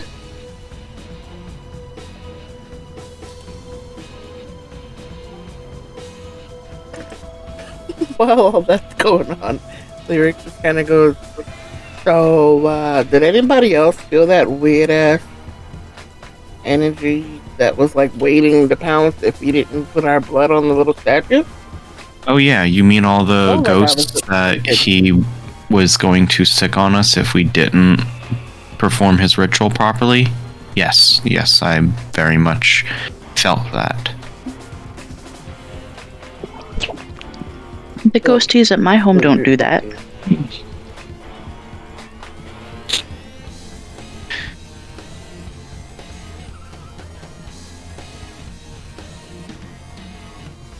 Good to know. But okay, so there's also the missing driver thing. Like, how do we handle that? Do we try to get the driver back? Do we just say, hey, listen? I'm pretty sure I know who took him. Would probably be a good thing if we could find him.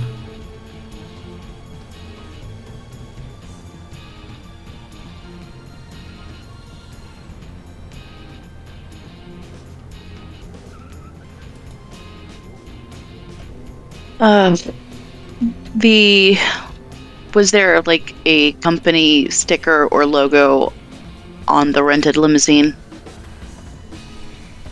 No, there wasn't. Most livery cabs, most livery services, no matter how upper echelon or lower echelon they are, in New York have a medallion. Even most of the Ubers and Lyfts that you all don't take part in but have seen have a medallion. Because while the cab industry has all but been beaten into complete submission by the ride share, the infrastructure for it here in New York is still very much the same. You have to prove you know the streets. You have to prove that through actually having a shield or a medallion, because at any point without it, a police officer can pull you over and cite you and ticket you to God's blue heaven, including and up to impounding your vehicle. Delivery didn't have a medallion. Delivery didn't have any signs of it actually being an official vehicle. Private companies such as that even still have a medallion. At least publicly operating private companies.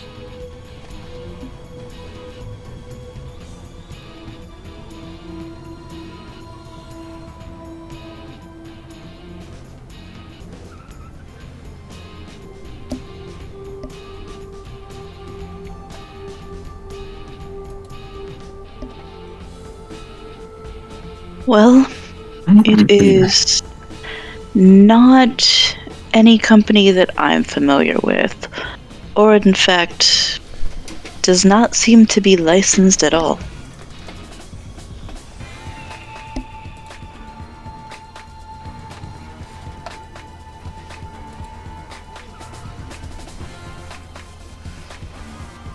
I don't know, it seems a little bit messed up that just because his company is licensed, he gets snatched off the street, being that he took the wrong fare or the wrong livery. And she's gonna look through the phone if she can and see if she can find some sort of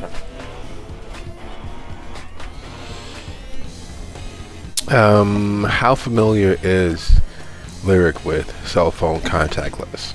Is she familiar enough that you can, just bring it up or go to it and find it easily?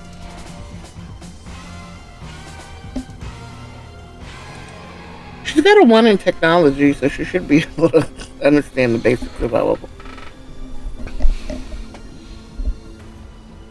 It's an iPhone 10, brand new. There's a certain operating system that is part of the whole aesthetic. From the icons to the layouts to how you operate the phone. It's a status symbol all on its own. And any iPhone user of any actual standing would have as new an iPhone as they have comfortably afford wasting the money on. iPhone 10 is several seasons out of date, and being as pristine as it is and still operational, there's a small trickle of something at the back of her mind that just won't let her go, because she's touching the screen, she's moving through the apps, scrolling through the contacts list, but there's something not quite. Something on the tip of her tongue, something just a little bit off. There's names of this person and that person, Bez Duncern, Horatio Ballard, several other names, on and on and on and on. And she's scrolling through the list and looking for her sister, and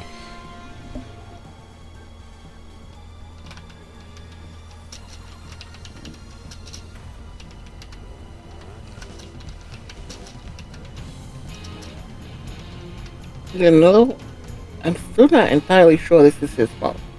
Because remember, Dell called him Sammy, he said his name was Arthur. And the phone said Arthur's iPhone, but then it's not a new iPhone.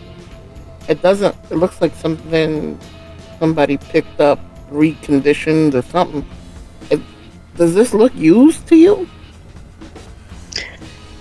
Well, darling, it is used by humans, and they have heat, and fingerprints, and oils.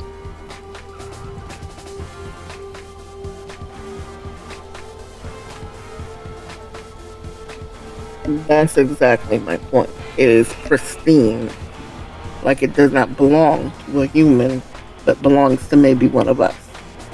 You see how it's like it's clean as hell. There's like no smudges on the screen, none of that.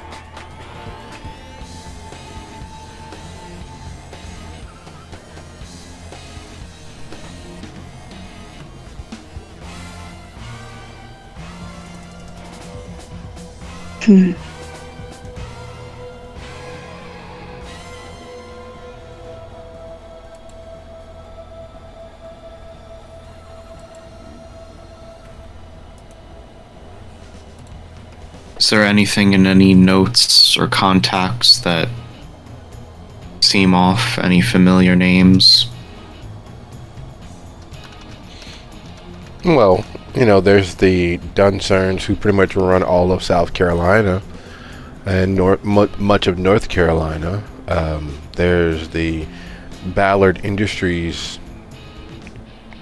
antecedent Horatio Ballard, where there's a Lawrence Ballard.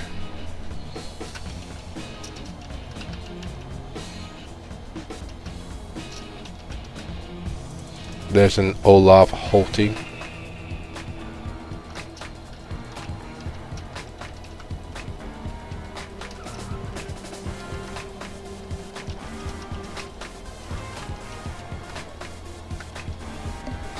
There would be one thing that Lyric would kind of know because dealing with girls that come up from different parts of the country and their cell phones, are all of the numbers listed in here local numbers or are they spread out?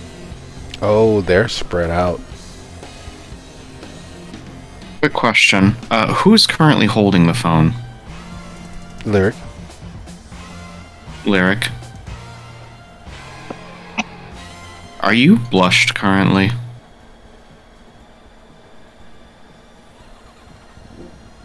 No, I didn't think so.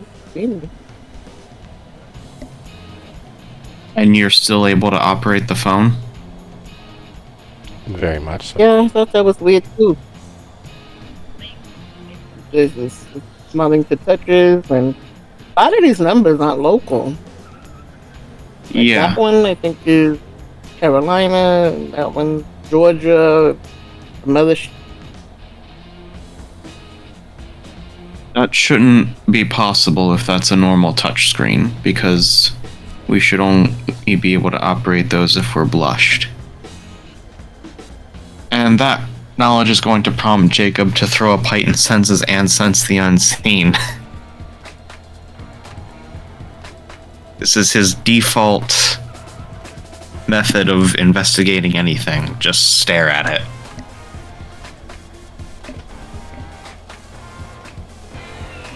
You don't even have to roll for this one. You just utilized the similar technology earlier. Though most people would never consider what you did earlier in the stairwell by yourself with that particular stone a bit of technology. Yet it seems very much so that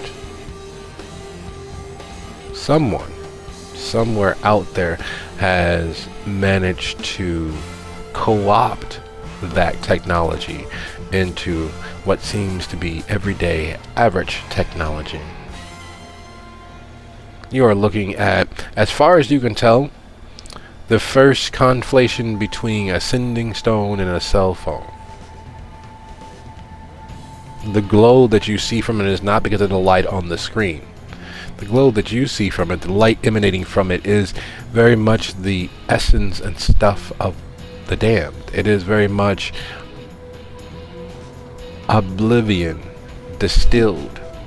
It is very much a hematically powered device.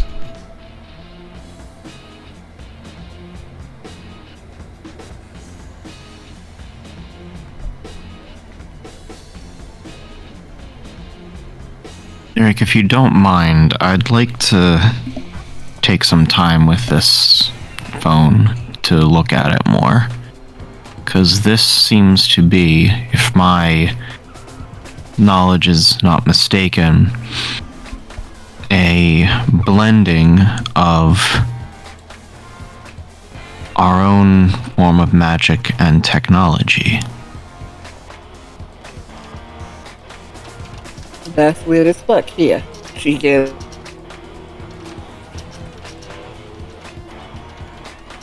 Well, I suppose it was only a matter of time. Besides, don't you look less crazy talking to someone when you're on the phone than you would be talking to a rock? How did you know about that?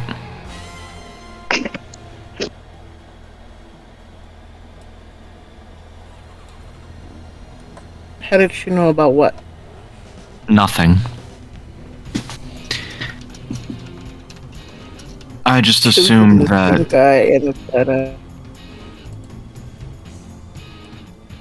I just assumed that sending stones weren't common knowledge outside of the Tremere.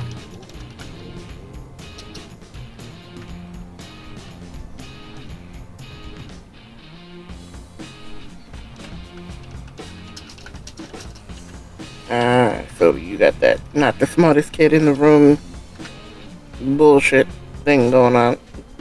Okay, deal. Anyway, so that brings me to another point. Yeah, the driver read as human, but his phone being what it was makes me think he was belonging to somebody and was maybe a plant that Dell didn't realize or something like that, and was sent with him to pick us up, and then they reclaimed him or something. That's what it feels.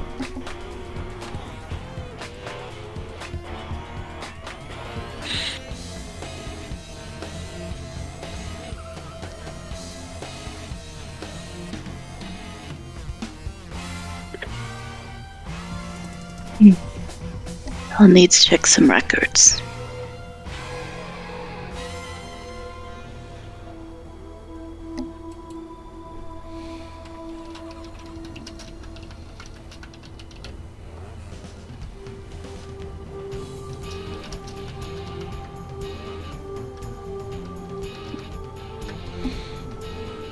Anybody else think he's been gone for a while?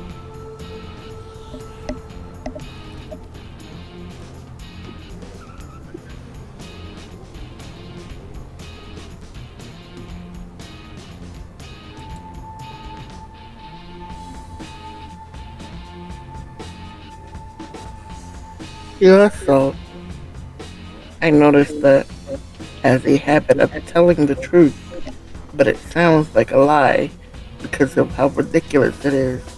But he's actually telling us the truth, and it's a horrible truth at the same time. So we tend to think he's lying, or he's lying, and it sounds like the truth. Either one of those.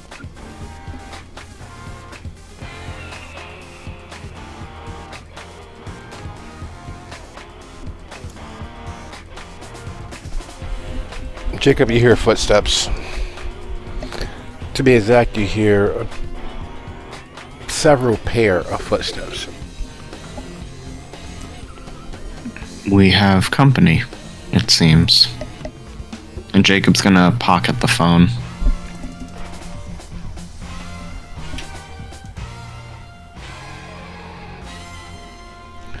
Dell sticks his head back in. Sorry it took so long. I was expecting to have more to share, but unfortunately we're gonna have to bypass the whole appetizers thing and get right down to brass tacks. People of the what do you guys want to call yourselves? You can't say that you're my coterie because that really is not really fair to either one of us. But guys, folks, fellas, guys and gals, ghouls and guys, or however you want to call yourselves, may I introduce to you the one, the only, get on with it, Del, Donatello Giovanni, patron of New York Hakata's operation, and the brainchild behind us making a crap ton of money and tying the tower into a partnership.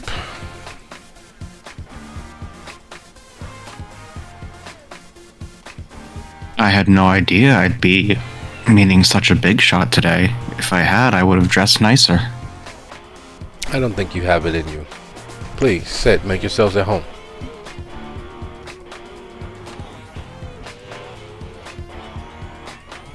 On his right shoulder is a relatively portly looking gentleman who looks a little sweaty. His hair plastered to his head like he's been wearing a skull cap all day. And his clothes a little rumpled, but nice for what he presents the image of, which is a slobby divorcee on his second divorce. He looks like the sort of person that would be easily overlooked and ignored.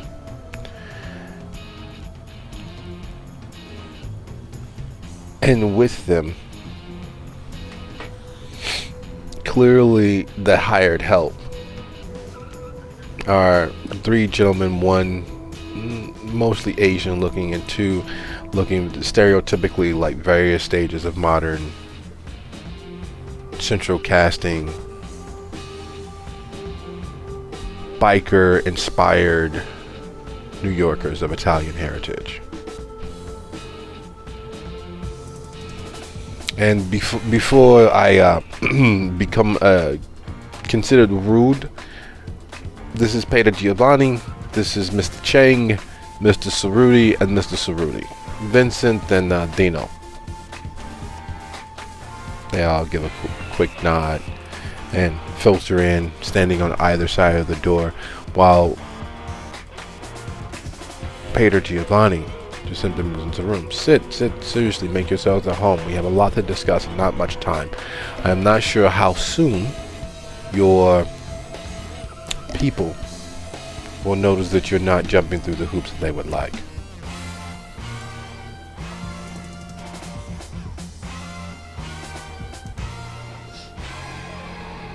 I suppose that depends on the hoop.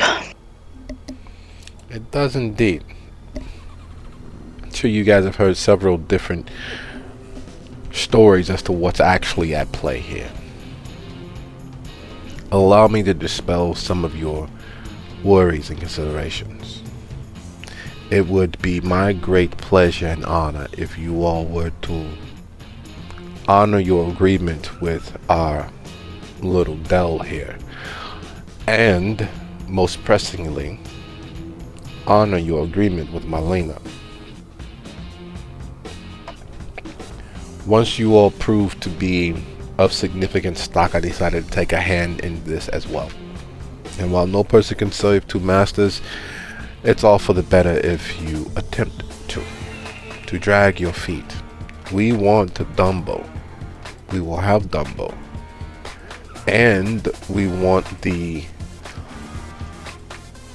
alliance that Miss Sawinski is doing everything she can to ensure it fails spectacularly,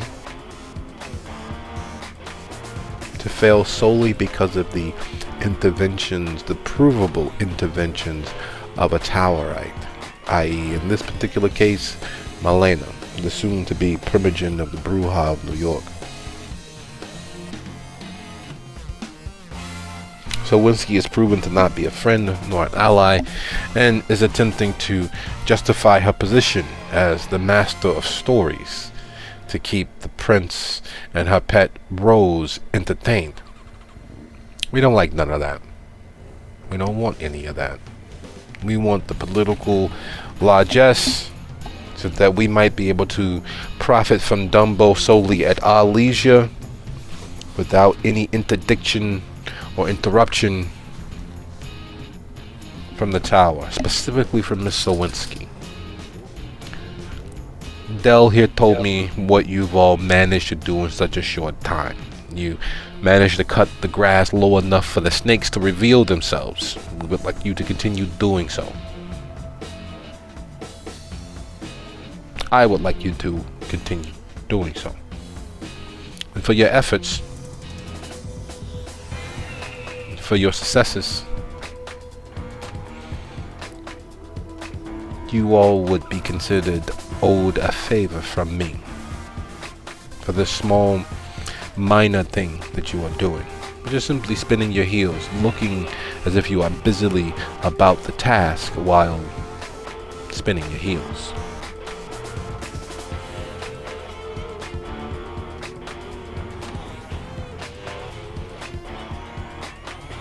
Do you all have any questions? Any suggestions? Anything that might change our present mind as to your capabilities?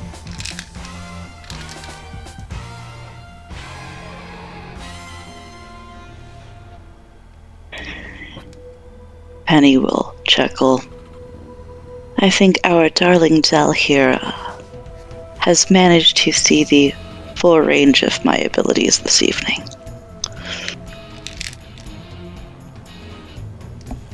He looks towards Dell, raising bowed brows. Bro just shakes his head and looks away.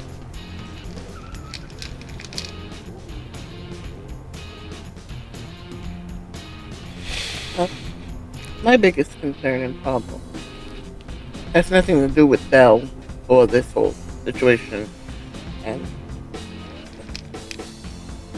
business workings. My problem is our mutual problem has been having me followed on my way to work, making themselves a nuisance. So if there's something we can do about that, then you got my hands in it.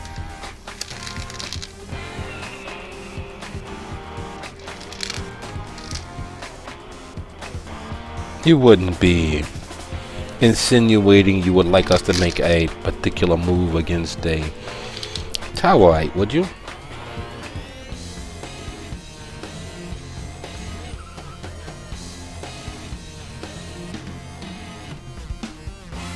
No, not at all. Good. More of a, if it's possible, that particular problem go away, then fine. If not, then I understand. Excellent. That means that we can have one hand washing each other's back as good friends, with nothing officially requested that might endanger our alliance with the tower.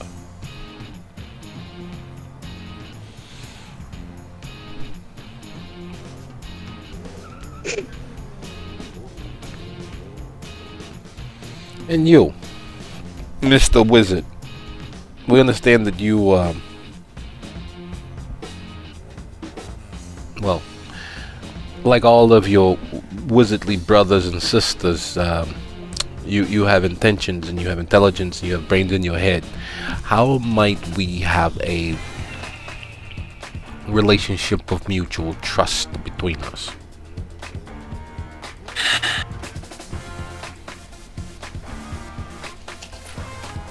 As individuals or as clan? Well, I didn't know you spoke for your whole entire clan. Well, if that's the case, then either. Which one is easier for you? Individuals. Me personally, I have a project I've been working on that has hit a bit of a roadblock.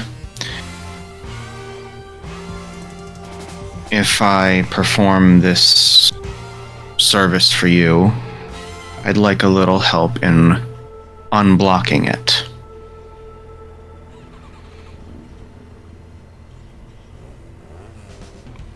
Well, you know, we as friends help each other out as best as we can. Mm-hmm.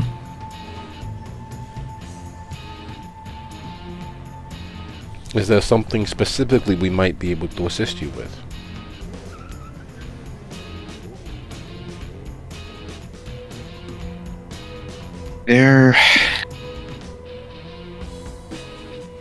What I'm trying to do is I am trying to uncover ways to preserve and maintain the potency of Vitae after it has left the kindred body.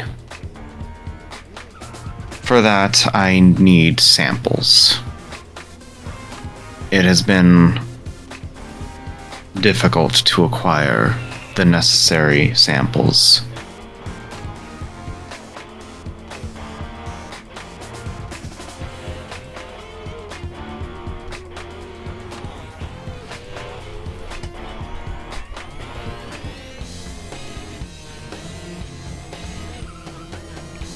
So you're telling me that you need donors of the kindred variety? Ideally, yes. Sure, we can arrange that for you. Is there particular donors you like? I think for now, full-blooded is preferred over thin-blooded.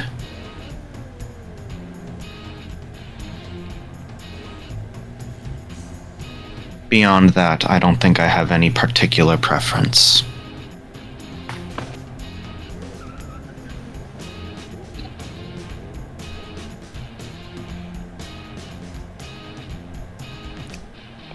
And what about you, Mrs. Penelope?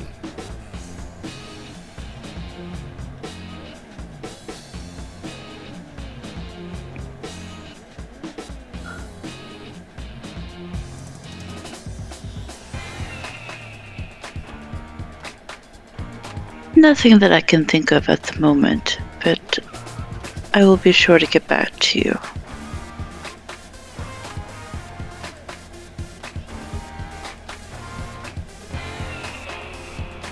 I see.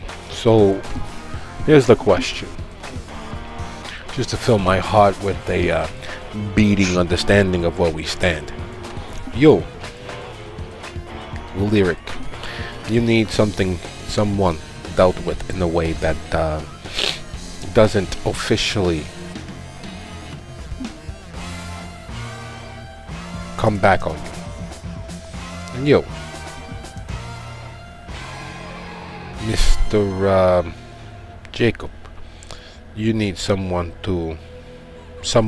to provide their essence so that you might experiment at your own will and whim. And you, Penelope, don't need anything. Nothing at the moment. Humble delivery driver, after all.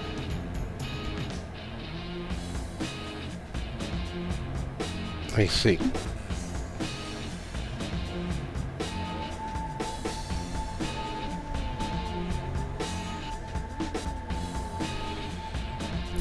Mr. Cerruti, Mr. Chang, would you all be so kind as to post up here and keep our guest company? Though, hallway. He turns around and takes a step out.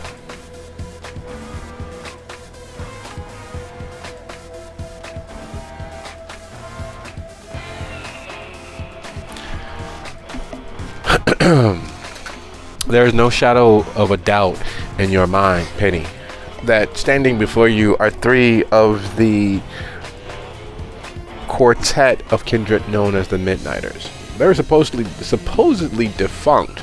They are the leaders of a group of crosstown racers.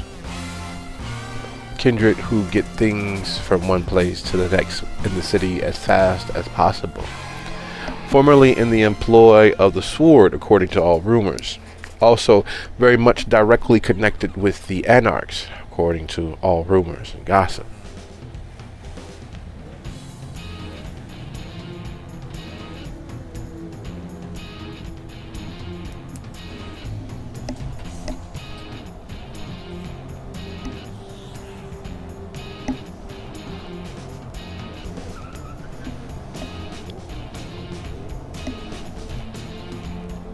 Lyric looks around and, so, where's everybody from?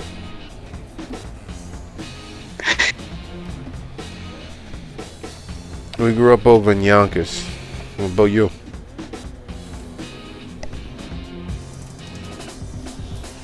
Well, right now I'm in House Kitchen, but, grew up around 42nd. I see.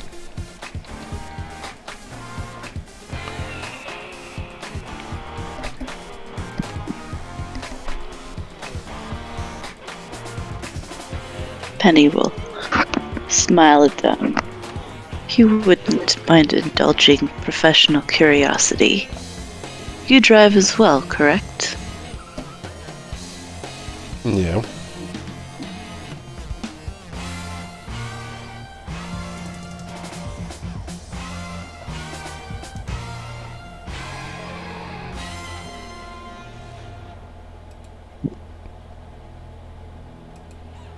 That's it? Just whether we drive?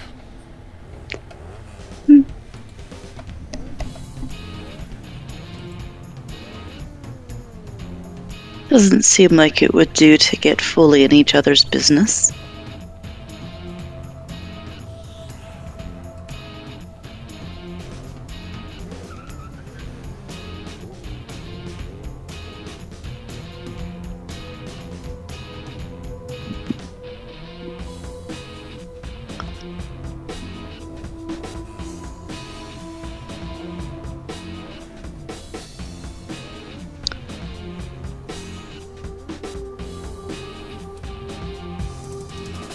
So, did you guys have to put your finger on the Saint Lady or the Maria? Sorry.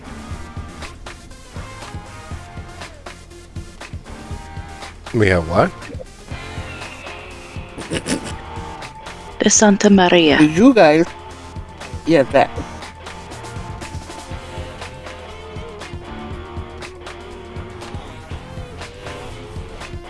I don't know what you're talking about. We came in with the beta.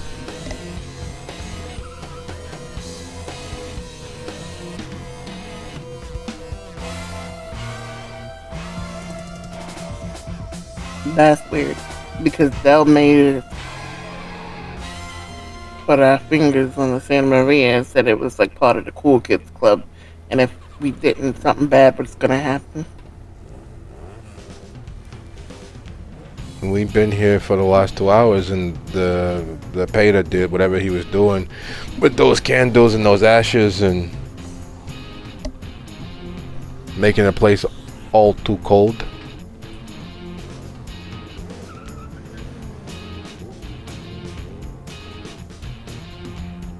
Lyric very pointedly looks at Jacob.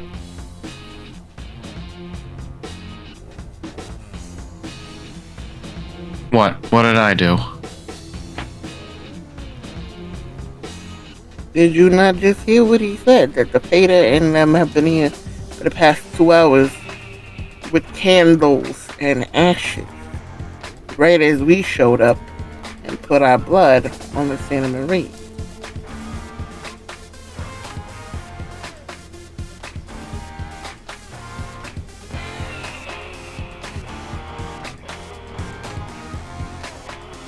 I do love a good cautionary tale.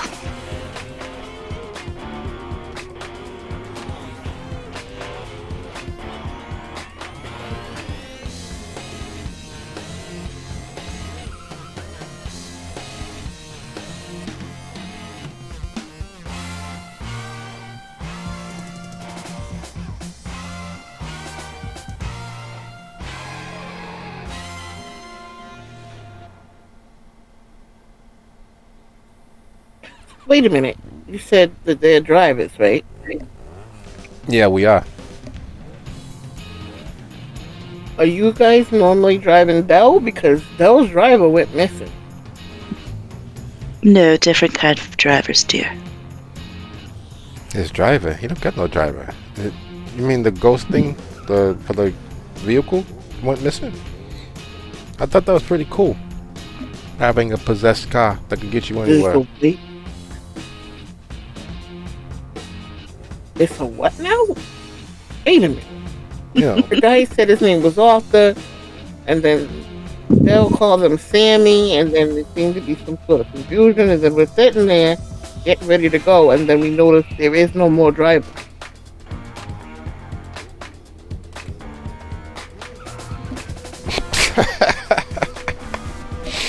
You don't say. I believe we've been had.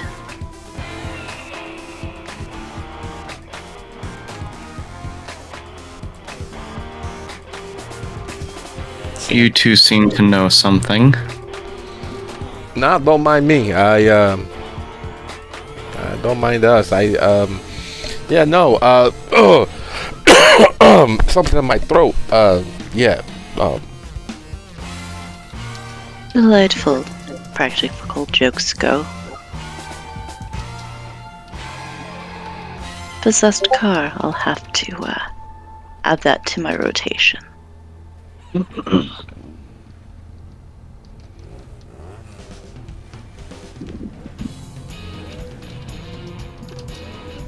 Lyric looks entirely confused.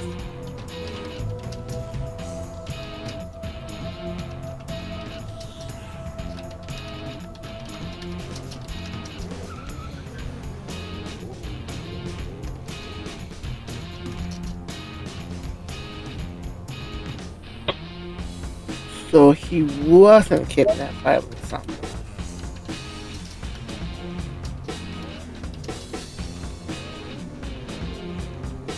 It Is would that what be you think? my He guess wasn't kidnapped by the not. Wolfpack.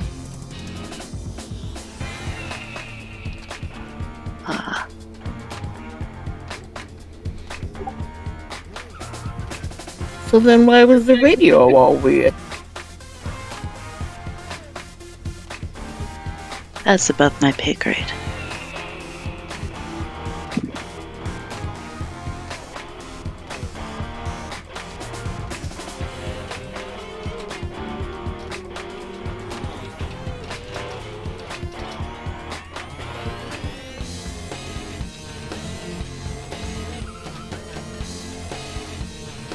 This driver of our dear darling Dell wouldn't happen to have been a bootlegger, would he? Can't say for sure, but I checked the hood of the car if I was you.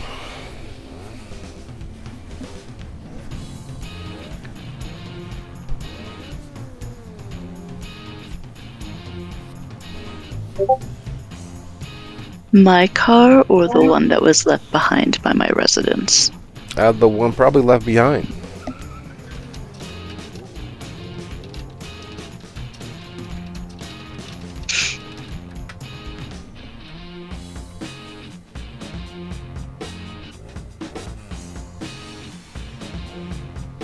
Okay. So next question. Does Dell or did Dell know that this driver was not actually a driver and actually a ghost? You know, that guy worries me. I'm not sure he's as connected and plugged in and knowledgeable as Mr. Giovanni thinks he is. I can't say. I don't think so. I don't think this guy knows much of anything except for what Mr. Giovanni tells him. He's a good moneymaker, great bean counter, but as far as the things that Mr. Giovanni's been pulling off, I don't know if this guy is witted enough to understand it. Nah. Delaventura, nah, he's a money man. He's a caricature. He's like a skinflint slumlord that knows how to cook the books. We probably shouldn't be talking about this. Yeah, no. We don't want to disrespect the guy in his own house. You saw what Mr. Giovanni did with his staff. Oh yeah, no, I don't want to end up like that. So change the subject. You guys, so you're gonna be joining us on this venture that we're doing, right? You're gonna do what Mr. Giovanni would like. It's probably better, like, if you offer him a favor, make him feel like he's doing something for you so he don't get nervous. Yeah, no. There used to be 16 of us, and unfortunately we made the mistake of running several errands that he didn't approve of. And the only way we got out by the skin of our teeth was by disbanding forcefully several members that were, well, technically still driving the streets right now. Yep. Driving the streets right now. That's one way of saying it.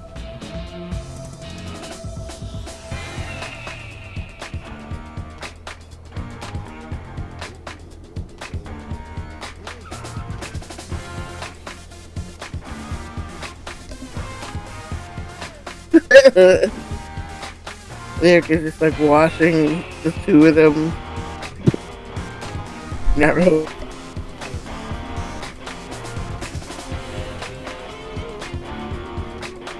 we're probably gonna have to, dispose of at least one of you guys so that your crew knows that he means business. It's probably gonna put the work off on us. They usually do. So we'll make it quick if we can. We understand what it's like to be on that side of the equation.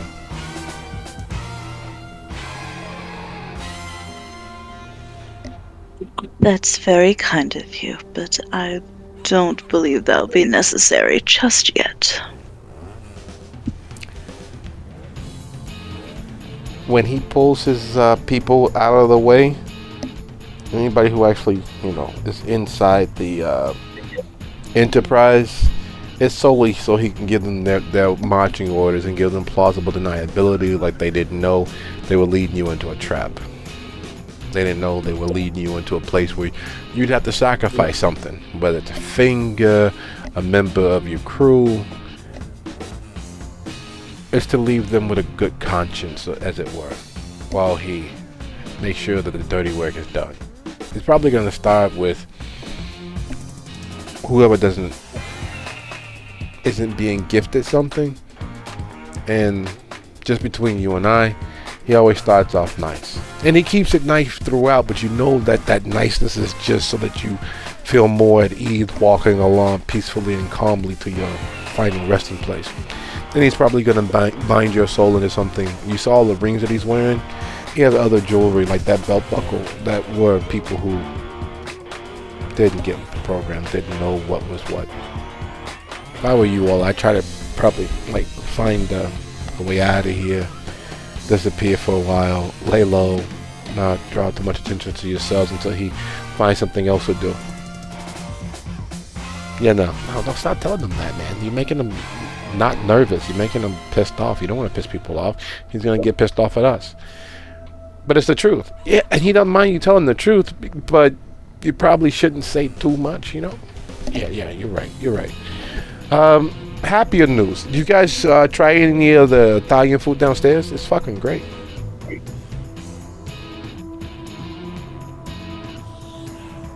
You realize we can't, Unfortunately, we were not able to partake in what smelled like a divine feast. Dell didn't give you one of the what? We're not supposed to be telling. Hey, all right, fine. Yeah, no, I know what you mean. I miss not being able to. It's just funny, but it smells good, and I'm sure with the right circumstances you'll be able to taste it. It's good stuff. So.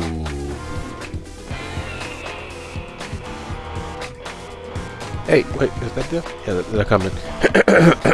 Forget we ever said anything, just act normal.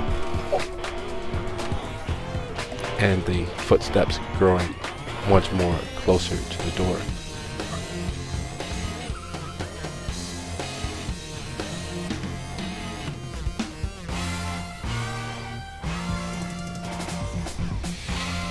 Instead of being a pair of footsteps, it's just one set of footfalls. Growing closer and closer. And okay. I know Kindred normally don't have smell, but I know that we've been within contact with Bell enough that if he had a specific scent that Lyric would have marked that. So she's going to sniff the air very gently now and see which one. Whether it's Dell smell or something else. No, it's definitely not Dell. Mr. Giovanni appears in the doorway. Alright, where were we all? Let's get down to brass tacks. Let's see. And as he stands there considering you all, waiting for the other shoe to drop, waiting for his moment as he... Alright. We're all friends, and we will begin with, as he raises his right hand and glances towards Jacob and then towards Lyric. It has been a lovely episode, and I look forward to seeing you all next week for the finale of All of Us Sinners Season 2. Good night, everybody. Good night. Good night, everyone. Can't wait to get turned into an ashtray.